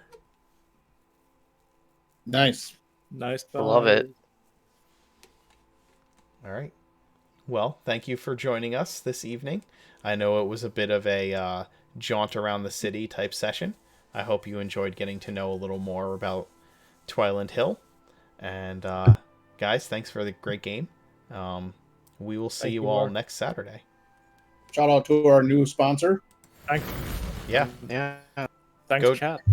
Yeah, chat. Thank you, chat. And guys, go check out farboco.com. You'll see the link pop up in the chat, and I'm going to put one down in the panels below. But it's just farboco.com. They are a great little gaming store here in the area that I live. Have a great night. Bye.